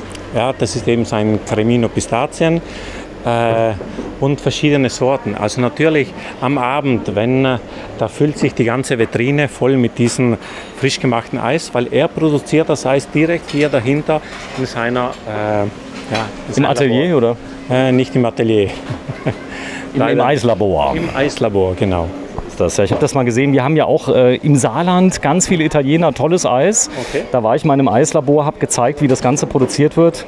Aber hier, klar, ich meine, das ist alles nochmal eine Schippe neuer, eine Schippe, einer guckt ja nochmal mehr drauf auf die Qualität. Denn gerade beim Eismachen muss alles 100% steril sein. Ja. Darf nichts irgendwie, du weißt, was passiert. Ja, wenn da mal ein Keim reinkommt, irgendwas passiert. Es ist extrem wichtig, dass wirklich alles passt. Ja, dass die Qualität, die Sicherheit, die Sauberkeit, es muss alles passen. Es kann nicht sein, dass irgendein Gast da irgendwie, dass es ihm nicht gut geht. Ja, deswegen, also die Sauberkeit, die Qualität, die muss immer passen. So, und das ist eine Straße, aber die ist im Campingplatz, oder? Wir sind gerade im Campingplatz. Genau, wir sind direkt im Campingplatz. Da sind wir am Ende unserer Fußgängerpromenade. Also ich zeig mal, ihr habt Minigolf. Ja, also wir haben hier eine eigene Minigolfanlage. Die wurde auch 2009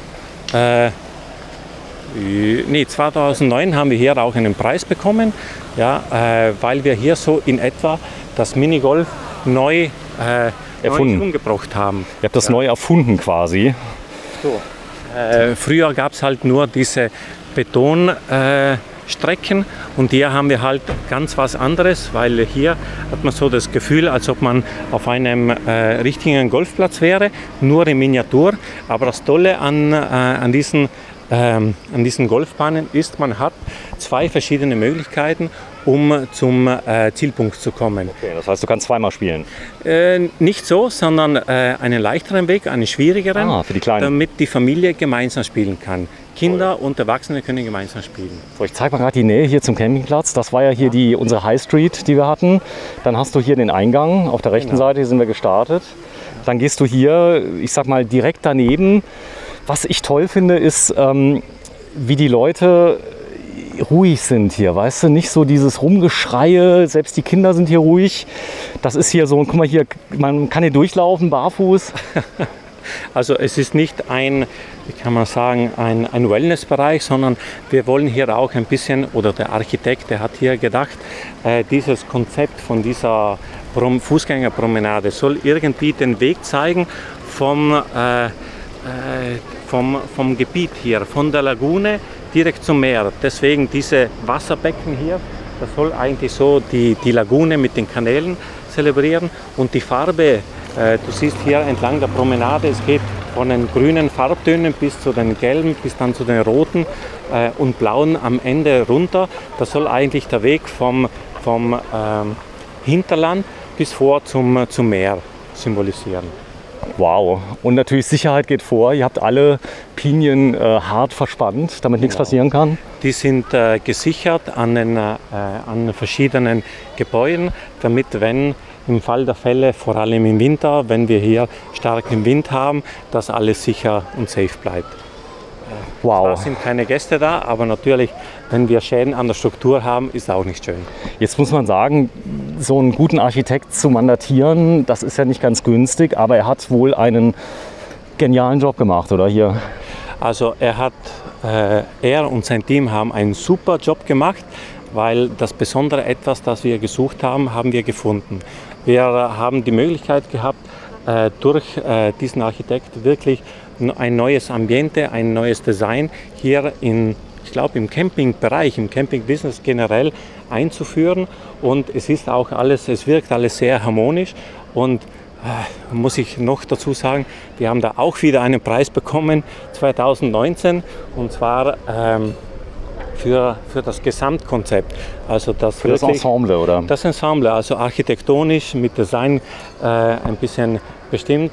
Das spielt alles zusammen und wirkt auch sehr entspannt Und das wurde eigentlich vom ADAC ausgezeichnet und dann auch vom DCC haben wir den DCC Europapreis bekommen. Guck mal hier, wie schön das ist hier mit.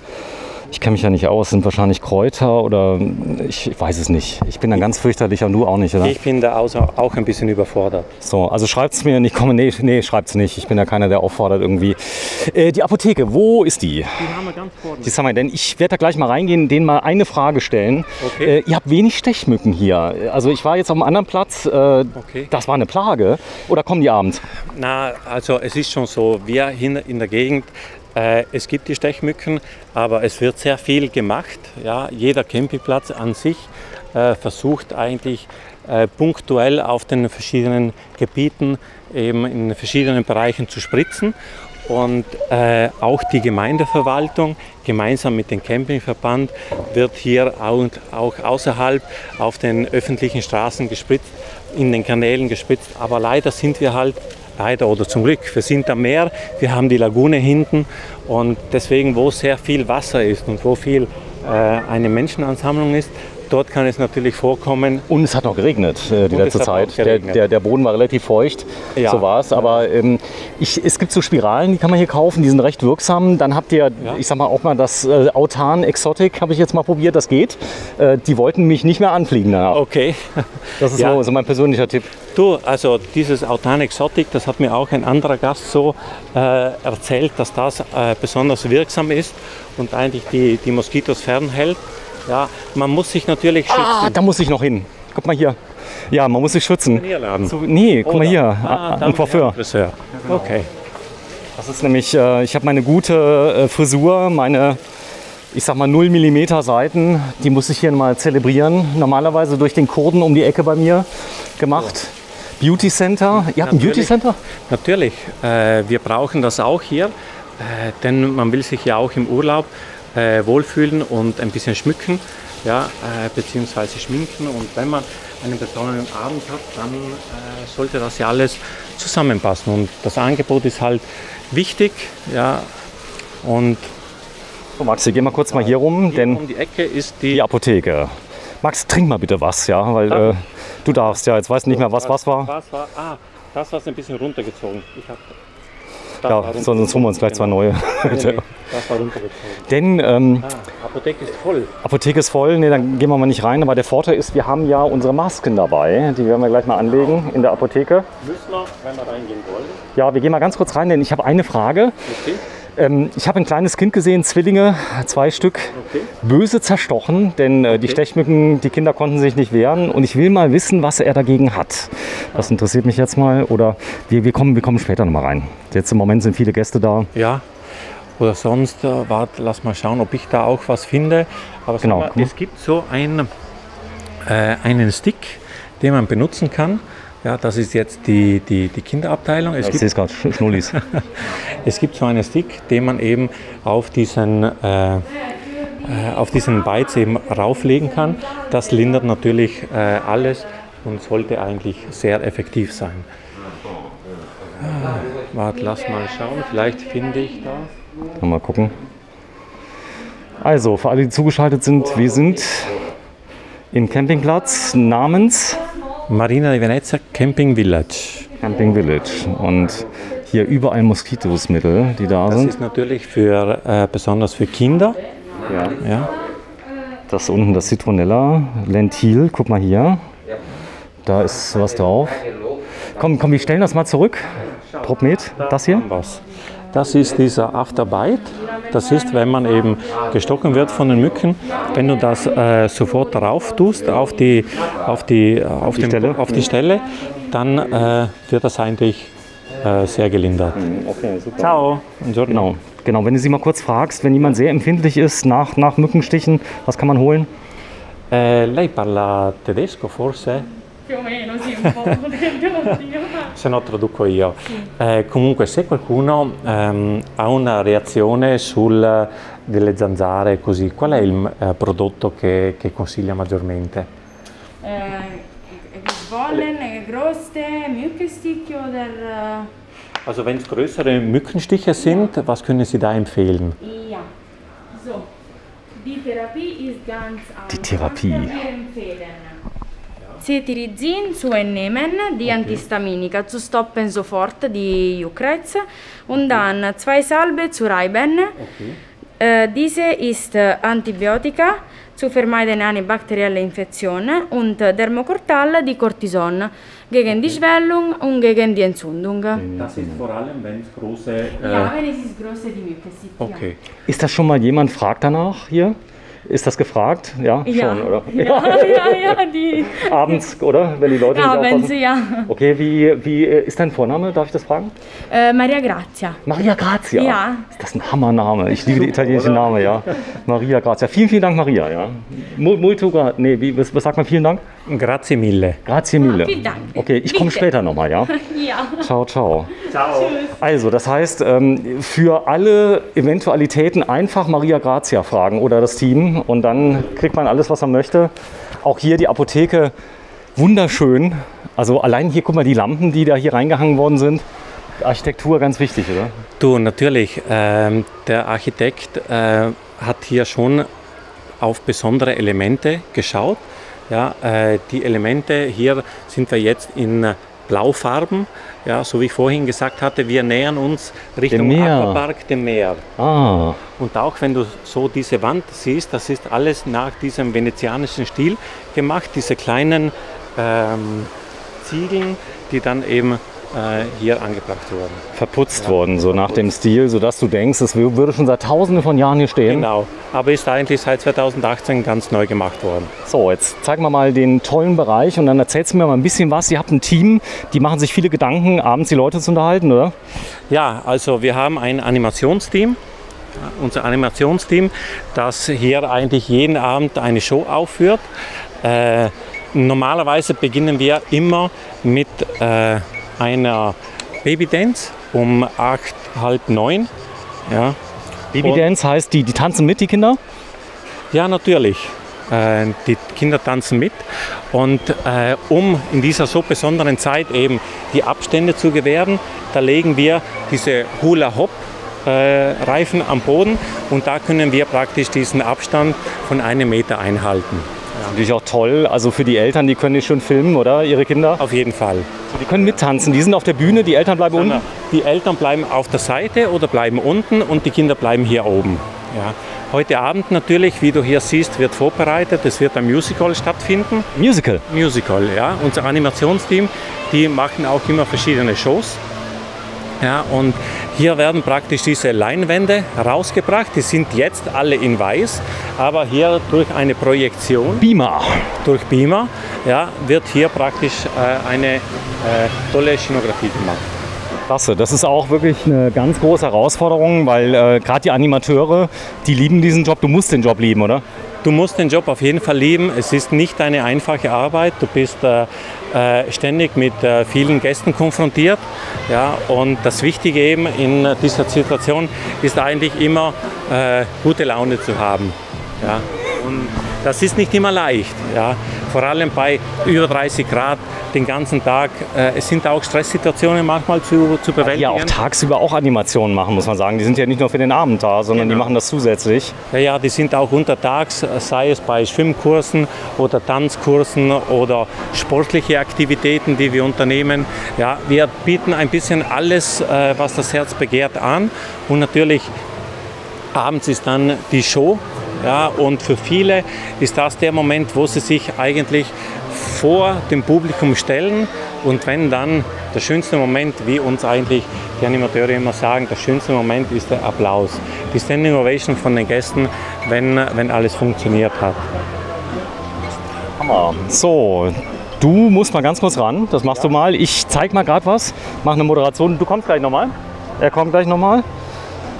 Denn ich laufe mal ganz kurz hier vorne hin, dann sehen wir mal nochmal das Ensemble, wo wir eben begonnen haben. Da vorne war die Pizza, das hier ist die High Street, das Wasserparadies, dahinter ist das Meer, das haben wir schon gezeigt. Und ich gehe mal rein, dann sieht man nochmal gerade mal die Achse, wenn man darüber geht, ist man schon am Meer. Und jetzt drehe ich mal ganz langsam hier vorne das Restaurant Il Ristorante Piazza Marina. Und dann der Blick nochmal auf den ganzen Weg, den wir gerade eben gegangen sind. Also wenn ihr spazieren gehen wollt, dann macht das hier. Und wir gehen mal ganz langsam nochmal zurück zu unserem Golfkart. Und direkt dann im Anschluss auf der linken Seite hat man dann die Campingplatzanlage, die komplett integriert ist. Also man ist dann nah dran, ganz hier hinten ist es. So, ich denke, wir machen noch eine kleine Rundfahrt und dann sind wir fast durch. Aber wir haben noch einiges vergessen. Erzähl mal, was haben wir noch vergessen? Was ist noch ganz wichtig? Haben wir noch was vergessen? Ja, klar. Ja, wir waren überall eigentlich. Ja, Hundebereich haben wir nicht gezeigt. Machen wir jetzt mal. Da Gehen fahren wir mal hin. Weil das ist ganz wichtig. Ihr habt einen Hundebereich. Ja, natürlich haben wir einen Hundebereich. Ja, und wenn wir hier rausfahren, da fahren wir auch beim Kinderspielplatz vorbei. Der ist auch gleich um die Ecke. Genau, den hatten wir auch vergessen. Ist ja wichtig für die ganzen Familien mit Kindern. Da haben wir wieder unser Golfcar. So, vielen Dank nochmal an den Direktor, der uns das gegeben hat, weil hier eben die Scheibe runterklappbar ist. Und in Schwarz ist ja auch schick. So, warte, jetzt wird es ein bisschen laut sein. Hier so rum. Rückwärtsgang. Rückwärtsgang.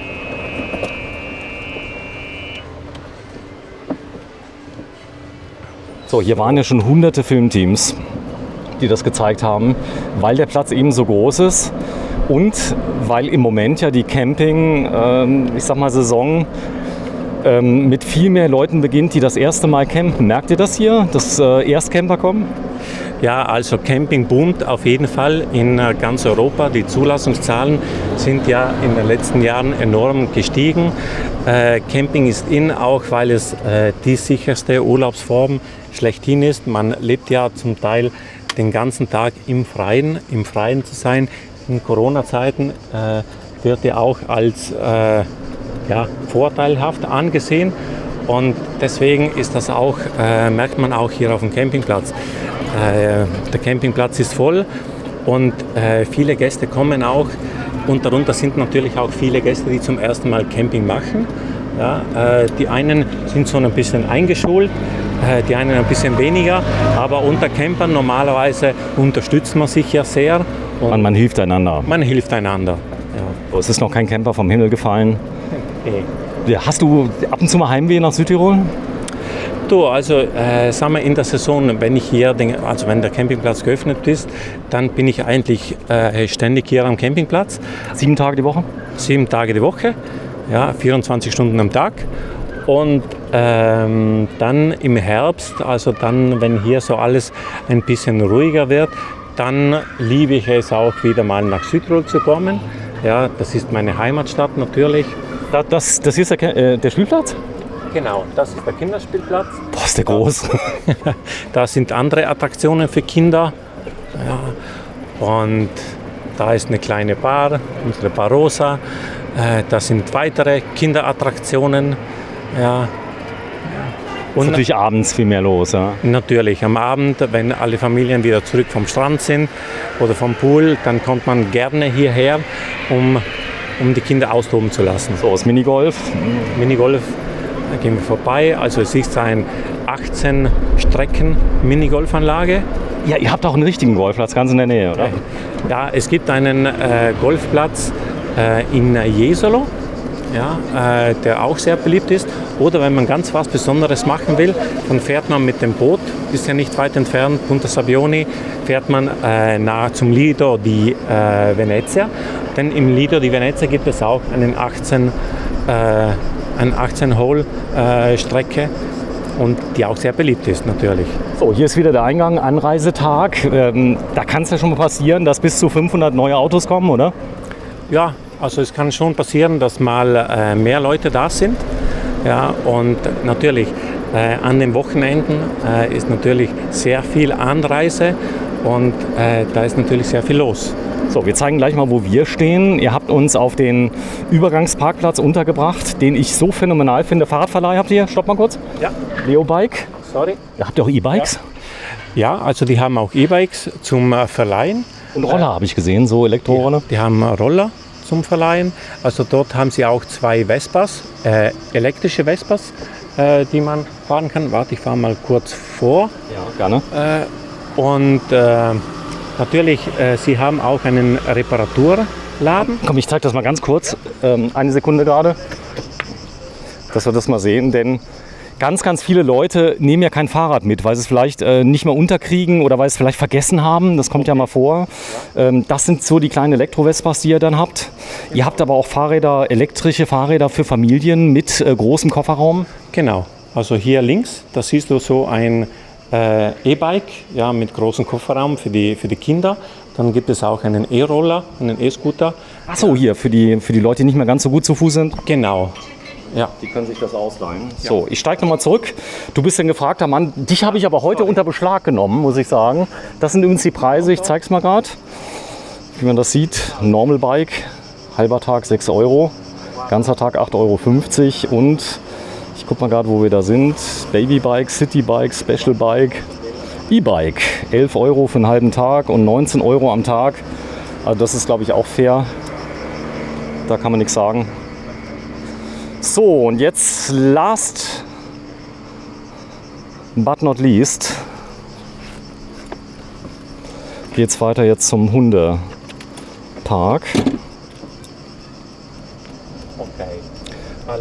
Da gehe ich jetzt mal rechts rein. Hier unten sieht man auch Marina 8000. Da sind die Hunde. Es riecht schon hier nach Holzkohle und nach Steak. Natürlich. 6 Uhr. Jetzt haben die Gäste so langsam Hunger. Ja, jetzt wird begonnen, so die Holzkohle langsam vorzubereiten, damit man dann auch grillen kann. Ja, Grillen ist ja natürlich am Campingplatz sehr beliebt. Ja, eine Kirche. Ja, das ist die Kirche unterwegs. Ja, die machen auch den Gottesdienst auf Deutsch. Und wir haben auch eine eigene Campingkirche. Und in der Campingkirche ist jeden Sonntag eben Gottesdienst. Das hier ist mir das letzte Mal schon aufgefallen. Was ist das hier? Also Piacer Mio, das ist auch ein Projekt von Matteo Thun & Partners. Und hier, das ist ein Restaurant, Gelateria Bar. Und auch hier gibt es besondere Gerichte, ja, besonderes Angebot. Und am 3. August gibt es hier Jazz, Soul, R&B. Direkt, um ein bisschen Stimmung reinzubekommen, damit die Gäste auch so... Ich muss mal ganz kurz reinhalten, weil meine Frau hat eben so reagiert, als wir hier vorbeigefahren sind. Die hat gesagt, wir müssen uns so nicht mal... Ich komme sofort wieder, gell? Ich bin gleich bei dir. Wie schön das hier auch gemacht ist mit dem Innenhof. Und Wahnsinn. Also es fühlt sich richtig entspannt an. Alora? So, dann hier durch. Wow. Und überall hast du den Flügel, wo man dann sitzen kann, entspannen kann. Phänomenal. So, jetzt schnell raus. Wir haben ja keine Zeit mehr. Es ist so genial da drin, Max. Es ist so, ich muss da heute Abend reingehen. Und da gibt es nur Eis und Kaffee oder was gibt's da? Nee, also die haben auch ganz normale Gerichte, Pizza, Pasta, Fisch, Fleischgerichte. Die haben dann jede Woche ein besonderes ein Wochenmenü, wo sie von den Antipasti bis zum Hauptgericht eben verschiedene Spezialitäten haben, die sie eben frisch zubereiten. Und du gehst einfach hin, du musst nicht reservieren, wenn du ein bisschen wartest? Oder? Sagen wir so, hier ist es empfehlenswert zu reservieren. Ja, weil natürlich hier sind nur 100 Sitzplätze, deswegen ist hier eigentlich ein bisschen mehr vorgesehen, dass man eben reserviert. Aber es ist wunderschön. Also ja. Klar, die Italiener haben das Design ja fast erfunden. Wenn man so, ich sag mal gerade im Möbelbereich seid ihr ja fit. Ja. Aber nicht nur da, Innenausbau, die besten Innenausbauer, also Rigips-Ausbau kommen aus Italien, glatte Wände gibt es nur hier. Du, sagen wir lieben halt so das Schöne. Ja? Italien ist ja bekannt als von der Mode, vom Design her und so, aber auch vom Lebensstil.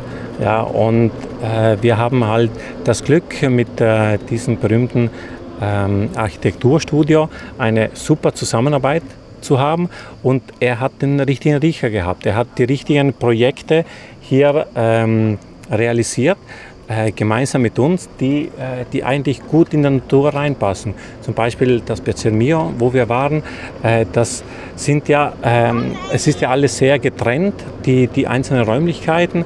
Es ist diese Kombination mit diesen Glasfassaden von innen und außen, ja, dass man diesen Blick hat in der Natur und dass man da ein Ganzes zusammen hat. Ja. Toll. Und das hier sind die größeren Plätze hier? Ja, also hier sind ein paar größere Plätze. Es sind auch größere Wohnmobile, Ja, auf unserem Campingplatz haben wir sehr unterschiedliche Größen und das ist für uns natürlich sehr wichtig. Ja. So, Dog Area, die ist abgetrennt. Warum steht ihr hier, wenn ich fragen darf? Ja, also er steht hier zur Kontrolle eben, dass die Gäste, die hier eben durchkommen, alle das Armband haben und alle hier gemeldet sind. Ah, okay, ja. Ich verstehe. Heißt, öffentlicher Weg. Das ist eben immer dieser öffentliche Weg, der eben den Campingplatz so in 2 Bereiche teilt. Ja. So, das heißt, ich könnte aber, wenn ich jetzt zum Beispiel einen Motorroller habe, darf ich hier nicht durchfahren durch den Weg, oder? Also durch den Weg eigentlich nicht. Ja, man muss durch aber den ein Fahrrad Haupteingang. geht? Fahrrad auf jeden Fall. Ja. So, und jetzt riecht man direkt, man riecht nichts. Wie habt ihr das hinbekommen? Wir haben ein Dogcamp, was ausnahmsweise mal nicht nach Pipi riecht. Du, sagen wir so, wir haben hier sehr viele Gäste, die mit Hund anreisen. Der Campingplatz ist, allein hier haben wir ca. 250 Stellplätze. Dann haben wir einen reservierbaren Bereich, wo wir so in etwa 70 Stellplätze haben, exklusiv für Gäste, die mit Hund anreisen. Ja, und ich muss sagen, unsere Gäste, die mit Hund anreisen, sind sehr respektvoll. Ja, die Hunde sind eigentlich normalerweise immer an der Leine gehalten und man hat hier auch einen großen Park, wo man einen Hundeauslaufbereich, wo man eben an Gassi gehen kann. Wichtig ist für uns eigentlich immer nur, dass man den Hund an der Leine führt, dass man dann auch die Tüte mitnimmt fürs Unvermeidliche und klar kann es mal passieren, dass auf dem Weg mal nicht alles perfekt ist. Aber ich muss sagen, grundsätzlich halten sich die Camper schon sehr dran. Jetzt ist es so, in Frankreich darf man die Hunde nicht frei laufen lassen. Trotzdem, ganz früh morgens, wenn keiner da ist und ganz spät abends, wenn niemand da ist, dann lässt man sie doch mal laufen, keiner sagt was. Ist hier Polizei, die guckt oder wie funktioniert das?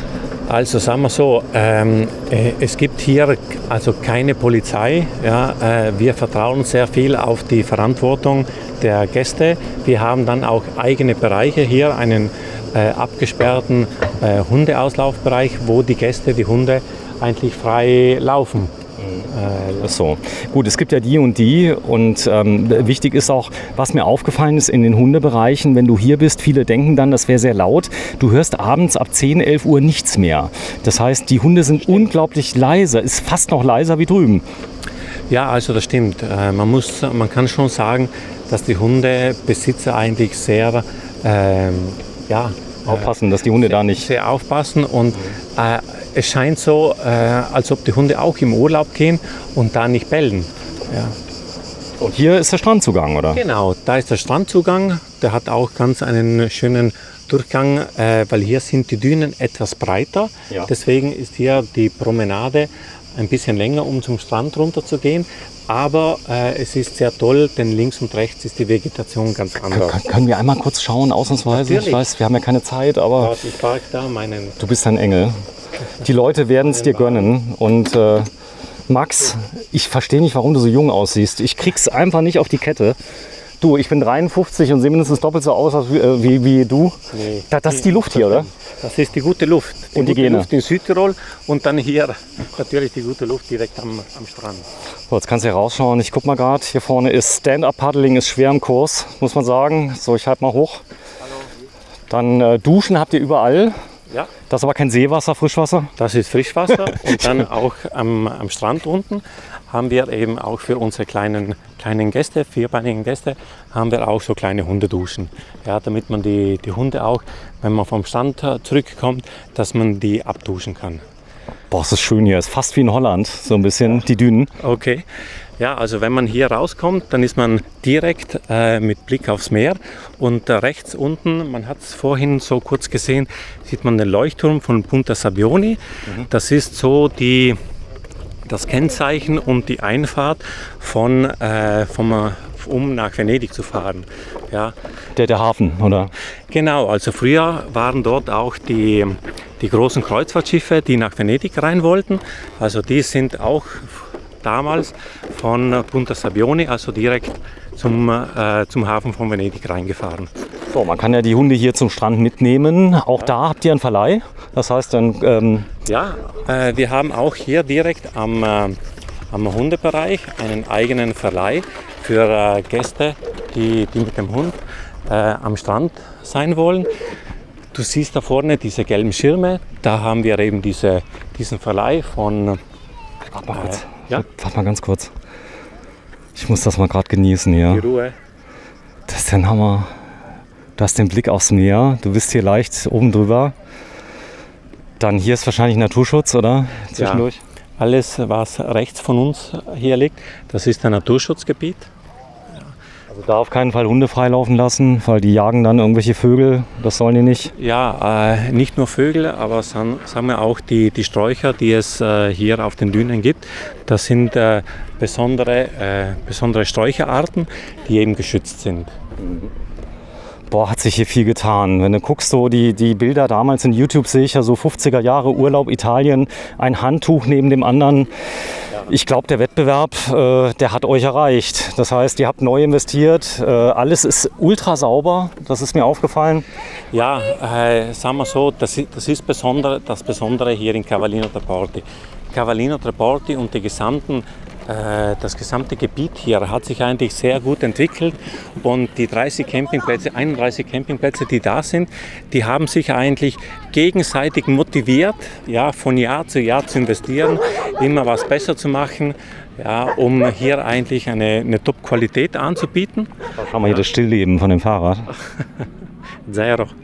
Das ist krass, hier guck mal 0 mit dem Zero, dann hier oben ist schon der Flugrost dran. Keine Ahnung, ob das noch einen Besitzer hat, wahrscheinlich schon. Das ist wahrscheinlich jemand, der schon länger hier ist, oder? Ja, ich denke schon. Also sicherlich für jemanden, der hier am Strand liegt, ja, und die Sonne genießt. Und der ist ultra groß, der Strand. Das ist nicht so bedrängt. Also ich habe jetzt einige Hundestrände gesehen, okay. Da bist du immer so Gast zweiter Klasse. Also nochmal zum Mitschreiben. Ich darf meinen Hund auf dem ganzen Camping mitnehmen. Darf ich den auch ins Restaurant, wenn er an der Seite draußen geht? Das? Ja, also man kann bei uns auf allen Restaurants kann man den Hund mitnehmen. Ja, natürlich, er muss halt immer an der Leine sein und man soll halt versuchen auch... Den Bag dabei zu sein, genau, ja. Genau. Ja. Den Mist, den er macht, bitte mitnehmen. So einfach ist es ja. Also ja, die Kaki. Es braucht nur wenig eigentlich, ja. Das ist aber toll. Ja, dann siehst du auch die Jobchair. Die was? Diese Jobchair, das ist eigentlich für jemanden, der eigentlich Schwierigkeiten hat oder im Rollstuhl ist. Ja, mit dem kann er dann auch ins Wasser gehen. Ah, das heißt, der ist auch, der schwimmt ein bisschen, oder wie ist das?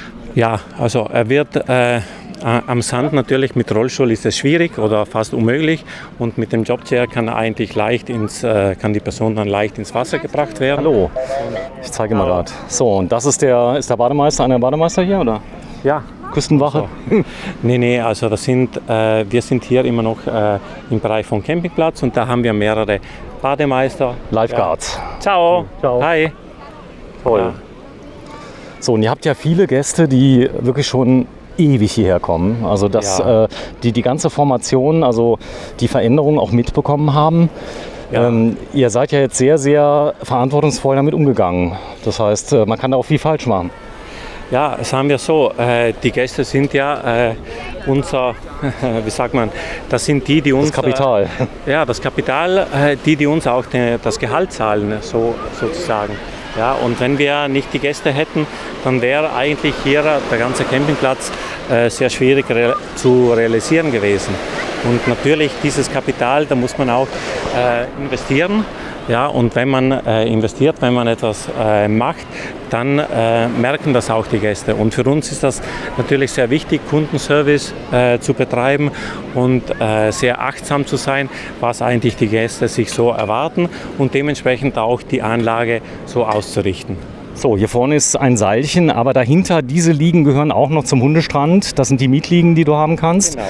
Das sind die Mietliegen, die man hier haben kann. Ja, es gibt größere und kleinere. Natürlich, das ist der Bereich im Hundebereich. Also hier kann man auch diesen Mietservice mit dem eigenen Hund mieten. Hier ist ein großer Hund. Kurz mal schauen. Ja, es geht dem Ende zu. Okay. Wir haben viel gesehen heute. Ich bin unglaublich überrascht. Wir haben gesagt, ich gucke mir nichts vorher an. Du hast gesagt, komm, lass uns erst mal rumfahren, dann gucken wir uns mal alles an. Ich habe gesagt, lass uns auf uns zukommen. Und ich glaube, das war die beste Lösung. Findest du? Eigentlich, natürlich. Weil so bist du auch überrascht, was es alles hier am Campingplatz gibt. Sag mal, die beiden sprechen die Deutsch oder sind Italiener? Ich glaube, die Herren sprechen Deutsch. Ja. Sie sprechen Deutsch. Da darf ich euch mal was fragen. Etwas Deutsch. Wenn ich euch kurz was fragen darf. Ihr habt so einen wunderschönen Hund, habt ihr. Geht es dem gut, dem Süßen hier? Unserem Kleinen, dem geht es hervorragend. Und vor allen Dingen bin ich froh, dass wir auch hier noch einen Tierarzt haben. Einen Tierarzt habt ihr? Ja, selbstverständlich. Marina de Venezia hat einen Tierarzt und der kümmert sich um alles. Und der hat ihn sogar schon sterilisiert, also kastriert. Okay. Vor 3 Jahren, ja. Vor 3 Jahren. Das heißt, der ist noch recht jung, oder? Bitte? Er ist 9 inzwischen. Er ist 9? Ja. Darf ich dich mal ganz kurz zeigen? Ich habe noch nie so Entspannung zelebriert gesehen, wie du jetzt gerade da liegst. Denn du hast Blick, warte, ich filme das mal gerade, Blick aufs Meer und auf deine tolle Frau. Dann auf deinen Hund hast du hier. Das hier ist Hundestrand, das heißt, ihr dürft die Hunde mitnehmen. Das ist ja phänomenal, oder? Wir kommen ja auch schon 28 Jahre hierher. 28 Jahre? Ja. Und vorher waren wir 10 Jahre auf dem Union Lido, aber da durfte man keine Hunde. Und als die Schwiegermutter gestorben ist, mussten wir die Hunde mitnehmen. Okay. So. Ist es schön hier, oder? Ist schon klasse, oder? Ist schön hier? Ja, natürlich ist es schön hier. Wenn ich mal fragen darf, wo ihr her seid? Wo kommt ihr her? Wir sind beide gebürtig in Stuttgart und wohnen jetzt außerhalb Stuttgarts. Okay, das heißt, ihr seid Schwaben, oder? Wir sind Schwabe. Schwabe. Klasse. Ich liebe. Was denn? Natürlich. Und wenn der Massimo kommt. Ja. Sammy, sag hallo. Sammy, hallo. Patsch. Setz dich. Ruf mal, sag Sammy? mal, du deinem danke schön. Ja, hallo. Massimo. Dankeschön. So, ihr kennt euch ja untereinander, der Massimo. Ist das hier eine große Familie? Hier der Venezia ist ja schon ein großer Platz. Aber. Nee. Sagen wir so. Ich bin schon Botschafter von hier. Ihr wart Botschafter? Natürlich. Die Gemeinde von Cavallino Treporti, die hat ebenso ein, ein Award verliehen. Und zwar Gäste, die seit so vielen Jahren hier auf Cavallino Treporti kommen. 27? 27 Jahre Marina de Venezia. Und wie lange bleibt ihr mal hier? Ja, das ist unterschiedlich. Also wir versuchen, so lange wie möglich zu bleiben. Okay, das heißt so ungefähr? Also so mindestens 4 Monate. und dann nach Spanien, oder? Nein, wir sind dann wieder zu Hause. Ihr seid dann zu Hause. Das heißt, ihr freut euch, ich könnte es kaum erwarten. War denn im letzten Jahr, durften wir hierher, oder? Ja, wir waren letztes Jahr auch hier. Und zwar, weil wir haben hier einen Campingwagen, der über den Winter im Depot steht. Okay. Und dann kommt er dann bei der Saison beginnt, wird er so, ist ein Service, der stellt ihn hierher, oder? Bei Saisonbeginn wird er also auf einen Platz gestellt, den wir uns ausgesucht haben, und dann ist es wunderbar. So. Und infolgedessen fahren wir auch. Ferrari ist Ferrari. Ein Schild drauf, dass ich das ist klar. Ich bedanke mich bei euch. Dein Vorname, sag mal? Brigitte. Brigitte und Horst. Ja. Brigitte und Horst aus der Nähe von Stuttgart. Und der Semmi. Und den Semmi nicht vergessen. Und wo kommst du her vom Saarland? Ich komme vom Saarland, ja. Ich bin vom Saarland-Fernsehen und das Ganze erscheint zusätzlich noch im Internet auf YouTube, German Television. Meine Eltern kommen aus Dillingen. Aus Dillingen? Ja. Ja, siehst du mal, so klein ist die Welt. Und über den Krieg war ich 2 Jahre in Saarbrücken in der Schule. Ich kann auch schwätzen wie die Saarländer. Ja. Aber die Neuen können das Saarländer mehr. Ja, das stimmt, ja. Gut, jetzt im Fernsehen, wir müssen ja aufpassen, dass wir Hochdeutsch reden. Tschüss, macht's gut. Ciao. Ciao. Tschüss. Hammer. Ja. Ja. Da vorne, oder? Ja. Das ist praktisch das Zeichen, weil die Gemeinde von Cavallino Treporti, die hat so eine Aktion eingeführt, als Gäste, die seit sehr, sehr vielen Jahren hier nach Cavallino Treporti kommen, eine Auszeichnung als Botschafter, weil sie seit so vielen Jahren hierher kommen und auch wenn sie nach Hause fahren und so von Cavallino Treporti sprechen. Und das ist natürlich ein Zeichen dafür, dass sie Botschafter von Cavallino Treporti sind. Hammer. Mensch, das ist ja, was habe ich jetzt alles verpasst? Jetzt bin ich 53 Jahre alt und hatte das nie so wirklich entdeckt für mich, Italien. Und jetzt auf einmal hat es mich erwischt. Hallo? Ist das schön hier? Perfekt. Wenn ihr mir erklärt, warum ist das so perfekt? Warum? Bitte, in 2 Sätzen. Wir kommen seit 10 Jahren hierher. Das ist einfach nur perfekt. Ja, aber wie habt ihr davon erfahren vor 10 Jahren? Weißt du es noch? Nein, gerade wohl losgefahren vor 10 Jahren, hier gelandet, seitdem immer wieder hierher gekommen. Immer Marina. Genau. So, ihr seid aber nicht irgendwelche bezahlten Schauspieler, die die hier jetzt platziert haben, damit ihr das sagt? Ja. Nein. Das sind auch das sind Schauspielerinnen hier, die hier stehen? Nee, das ist deine Tochter. Nee, das ist meine Tochter und was ich unbedingt erzählen muss, unser großer Sohn, wir haben 4 Kinder, hatte vor 5 Jahren einen Blinddarmdurchbruch, war im Krankenhaus in Lido di Jesolo und das Personal hat uns super zur Seite gestanden. Wir hatten wirklich Probleme. Hattet Angst? Wir hatten richtig Angst und es hat super funktioniert. Wirklich, das war wie eine große Familie. Das möchte ich noch mal sagen. Vielen, vielen Dank für die Unterstützung damals. Ich glaube, das wünscht sich ja wirklich niemand, oder? Nee, aber das hat alles super geklappt. Toi, toi, toi. Große Jungs jetzt und ja, war super. Vielen Dank nochmal. Vielen, vielen Dank an euch. Ihr kommt, woher kommt ihr? Aus Bad Kreuznach in Rheinland-Pfalz. Das kenne ich, Bad Kreuznach, in der Nähe von Koblenz. So ist es ja. Dann wünsche ich euch noch frohen Aufenthalt. Wie lange bleibt ihr noch? 14 Tage. 14 Tage noch? Ja, noch. Das heißt, ihr wart jetzt da 8 Wochen? Nein, leider nicht. Okay. Ich habe nur 14 Tage Urlaub. Tschüss, alles Gute. Ihr seid gerade angekommen. Ciao, ciao. Ciao, tschüss. So, wahrscheinlich könnte ich jetzt alle fragen und überall kriegst du dann die gleiche Antwort.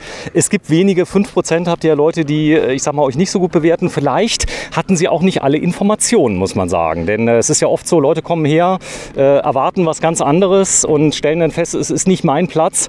Aber bei 95%, jetzt mal ehrlich. Ja, also wir können nur zufrieden sein. Ich sage, unser Campingplatz ist sehr groß. Ja, vielleicht viele Gäste, die sich einen kleineren Campingplatz erwarten würden, ja, die finden halt hier nicht so ihr richtiges Ambiente. Oder sagen wir so, es kann ja, auch wir sind ja nicht perfekt. Wir sind ja auch Menschen, können etwas falsch machen. Aber wenn wir die Möglichkeit haben, es wieder gut zu machen, dann versuchen wir es. Ja, es ist hier wirklich, wir versuchen hier einen Ort zu schaffen für Gäste, die hier die schönste Zeit des Jahres verbringen können. Der Urlaub ist ja oder soll ja die schönste Zeit des Jahres sein. Ja. Massimo, du kriegst von mir den goldenen Orden von Saarlandfernsehen 1 und zumindest mal von German Television, denn du hast uns Sachen heute gezeigt. Last but, dann kommt letzter Abstecher, da holen wir uns noch ein Wasser da vorne. Das haben wir uns redlich verdient. Nee, darfst du, okay. Machen wir gerade mal, Ihr müsst immer sehen, was der Massimo mir an Zeichensprache manchmal gibt, ja, denn das sind Partner wahrscheinlich, die nicht zu euch gehören, doch? Ja, also Samja, das ist eine Bar, die gehört nicht direkt zum Campingplatz. Ist die gut? Ja, also natürlich, die Gäste, die hier im Hundebereich sind, die lieben auch diese Bar und natürlich machen die auch einen super Job. Und ich sage, wenn die Gäste das lieben, wenn es funktioniert, dann ist es okay. Ja, okay. Für uns ist ja das Wichtigste, dass die Gäste in ihrer schönsten Urlaubszeit auch das dementsprechende Service bekommen und zufrieden sind. So ist das. Das heißt also quasi ein Freier ist hier, der nicht unter eurer Beobachtung steht, aber er macht das auch gut, oder? Er macht es gut, ja. Wenn die Gäste zufrieden sind, dann muss ich sagen, sind wir auch zufrieden. Hallo! Aber nicht zu schnell fahren hier, gell? Ich werde selten geblitzt. Selten geblitzt? Schauen wir mal. So, ich gehe mal kurz vor. Ja, genau. So, ich gehe mal hier um die Ecke, dass wir das mal sehen. Massimo. So, da vorne ist es. Die Dünen sind auch schön. Ja. Du siehst gar keinen Müll hier. Wahrscheinlich habt ihr eigene Teams, die trotzdem noch gucken. Was macht ihr mit dem Strand? Wie macht ihr ihn sauber? Ja, also jeden Tag. jeden Tag. Jeden Morgen, oder? Jeden Morgen beginnt ein Team, ja, der den Strand sauber hält. Und wir haben dieses Jahr, nehmen wir auch an einem internationalen Projekt teil, das heißt Marless. Und zwar ist das ein Projekt, wo wir hier einen Abschnitt von 100 Metern haben, wo jeder Abfall eben gemessen wird und das wird eingetragen und da will man eben versuchen, eine Statistik zu bekommen, woher eigentlich der Müll, der vom Meer kommt oder der hier der hier angeschwemmt wird. Der hier angeschwemmt wird, woher der kommt. Ja, das ist natürlich auch ein großes Thema, das ist die Verschmutzung der Meere. Ist das bei euch messbar? Merkt ihr, dass es Meer geworden ist? Also bei uns ist das eigentlich nicht so direkt messbar, dass Meer geworden wird. Sag mal, die Bucht von Venedig, man darf nicht mehr mit Kreuzfahrtschiffen, die so groß sind wie New York, reinfahren. Genau. Hast du das gemerkt? Ja, also direkt hier am Strand normalerweise würde man so Samstag, Sonntag eben merken. Wellen, oder? Nee, nicht Wellen, sondern man sieht diese riesen Kreuzfahrtschiffe, die vorne beim Leuchtturm vom Punta Sabbione eben Richtung Venedig reinfahren. Ja, Hallo. das ist jetzt wesentlich weniger geworden. Wesentlich weniger. Ich zeig mal gerade. Das sind natürlich alles so Dinge, die muss man haben, wenn man an den Strand fährt, oder? Ja, sicher. Schleppen ist ja blöd sonst. Dabei. Hast du dabei? Wo hast du den Wagen her, wenn ich fragen darf? Den habe ich von meiner Tochter vor 6, 7 Jahren zu Weihnachten geschenkt bekommen. Ah, sie hat genau gewusst, was du wolltest. Ja. So, was ist alles drin? Beschreib mal. 2 Sonnenschirme, die passenden Füße für den Sand, 2 Liegen, Handtücher. Ach so, das ist deine Frau? Das ist meine Frau, ja. Und das sind deine Dackel? Das sind meine Dackel, genau. Oh, sind die hübsch, die Beine. Also ich habe ja 3 Windhunde, die haben ganz lange Beine, muss ich sagen. Ansonsten sehen sie genauso aus, muss ich sagen. Bloß die Beine sind ungefähr 4-mal so lang. Ja, die sind auf der Strecke geblieben, ne? Ich darf dich mal kurz zeigen, weil ich habe eine kurze Frage an dich. Sag mal, ist das schön hier, der Platz für Hundebesitzer? Sehr schön, ja, finde ich richtig gut. Ist das entspannt? Auch entspannt, doch. Ja. Das klappt alles wunderbar. Super. Ja. Das ist dein Mann. Ihr seid, woher seid ihr? Wir sind aus dem Sauerland. Aus dem Sauerland, Ja. Nordrhein-Westfalen. Genau. Genau. Ja. Ja, schön. Ich lasse euch jetzt mal in Ruhe. Ihr werdet wahrscheinlich jetzt essen gehen oder Wir kocht gehen ihr? heute essen, ja. Wohin Hier geht ihr? am Plaza da. Was gibt's denn? Heute gibt's Pizza. Pizza. Letzter Tag heute. Ja, morgen noch. Und insgesamt, was würdet ihr gehen? Schulnoten? Eine 1?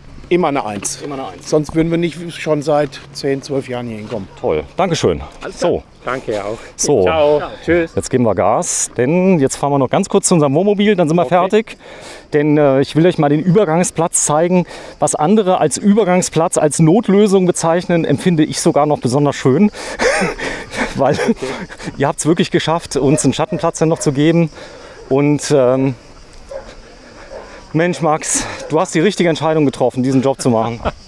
Echt? Dankeschön. Auch wenn es ab und zu mal nichts zu trinken gibt.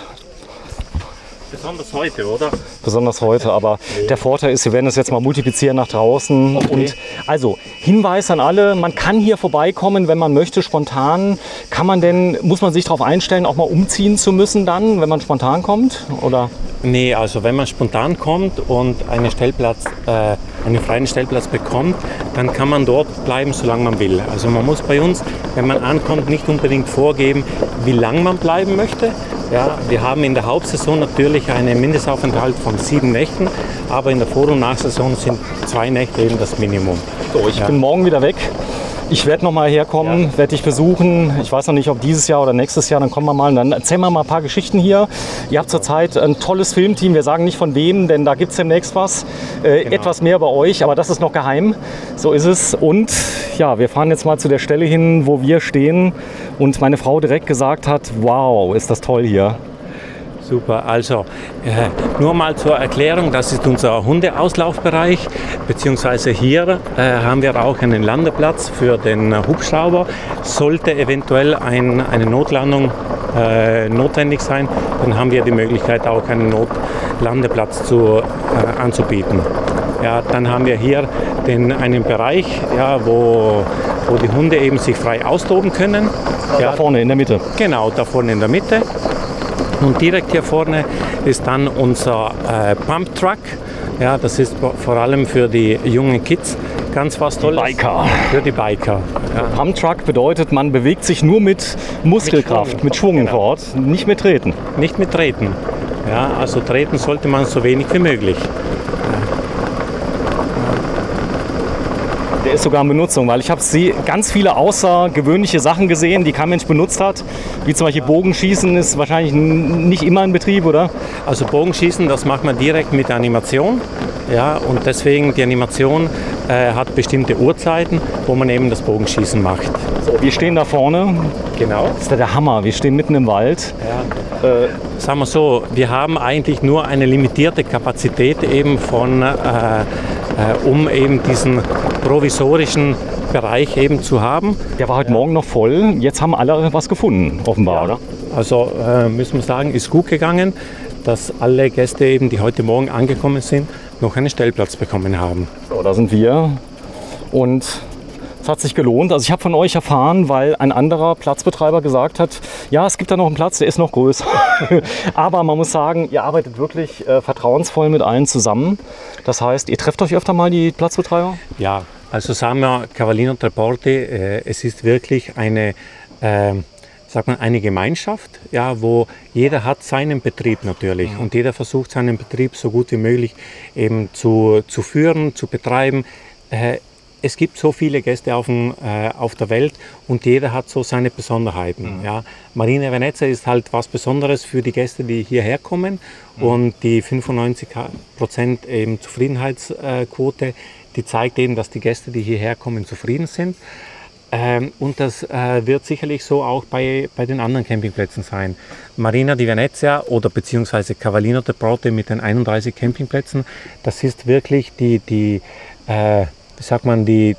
Hauptstadt Europas des Campingtourismus. Das ist wirklich so, habe ich jetzt erfahren. Also hier in der Bucht von Venedig seid ihr die Nummer 1. Ja, es sind, sagen wir, 10 Campingplätze, die den ADAC Superplatz Award haben. Ja, das bedeutet eben, die Qualität, der Standard der Campingplätze hier in Cavallino Treporti ist wirklich von einer gehobeneren Kategorie. Und dass wir in Europa so die Hauptstadt des Campingtourismus sind, kommt davon, da in wirklich 13 Kilometern auf dieser Landzunge von Cavallino Treporti, direkt vor Venedig, dass da so viele Campingplätze von gehobener Qualität sind, das ist einzigartig in ganz Europa. Ja, ihr habt das toll gemacht. Platzruhe ist wann von hier? Also Platzruhe haben wir ab 23:30 Uhr bis 7 Uhr morgens ist dann die Nachtruhe. Und ihr habt Mittagsruhe, gell? Auch. Und Mittagsruhe haben wir von 13 bis 15 Uhr. Finde ich auch toll. Also da darf man mit dem Fahrrad fahren von 13 bis 15 Uhr? Klar, also man kann mit Fahrrad fahren, man kann mit dem Roller fahren. Die Straßen sind leer, es fahren keine Autos. Ja, und das Tolle ist auch, dass die kleinsten Kinder mit den kleinen Roller oder mit den... So, die haben das dann ganz für sich alleine? Die haben die Straße ganz für sich alleine. Und da können auch die Kinder mal und die Eltern ganz sicher sein, dass da kein Auto fährt und dass da sicherlich nichts passiert. So, dann vielen Dank. Gerne. Sag mal deinen kompletten Namen bitte. Mein kompletter Name, also Massimo Battaglia, geboren 22. März 1974 in Bozen, wohnhaft in Südtirol, Sterzing. Bolzano. Bolzano, so ist es ja. Eben Clubcar vom Chef. Ja, vielen Dank fürs Einschalten. 31. Juli 2021. Du bleibst bitte noch kurz da. Ja. Ich zeige noch mal unser Gefährt, mit dem wir hier unterwegs waren und unseren tollen Platz. Max, Massimo, es hat mir sehr gefallen. Ich komme noch mal wieder. Bis zum nächsten Mal. Tschüss. Gerne. Ciao.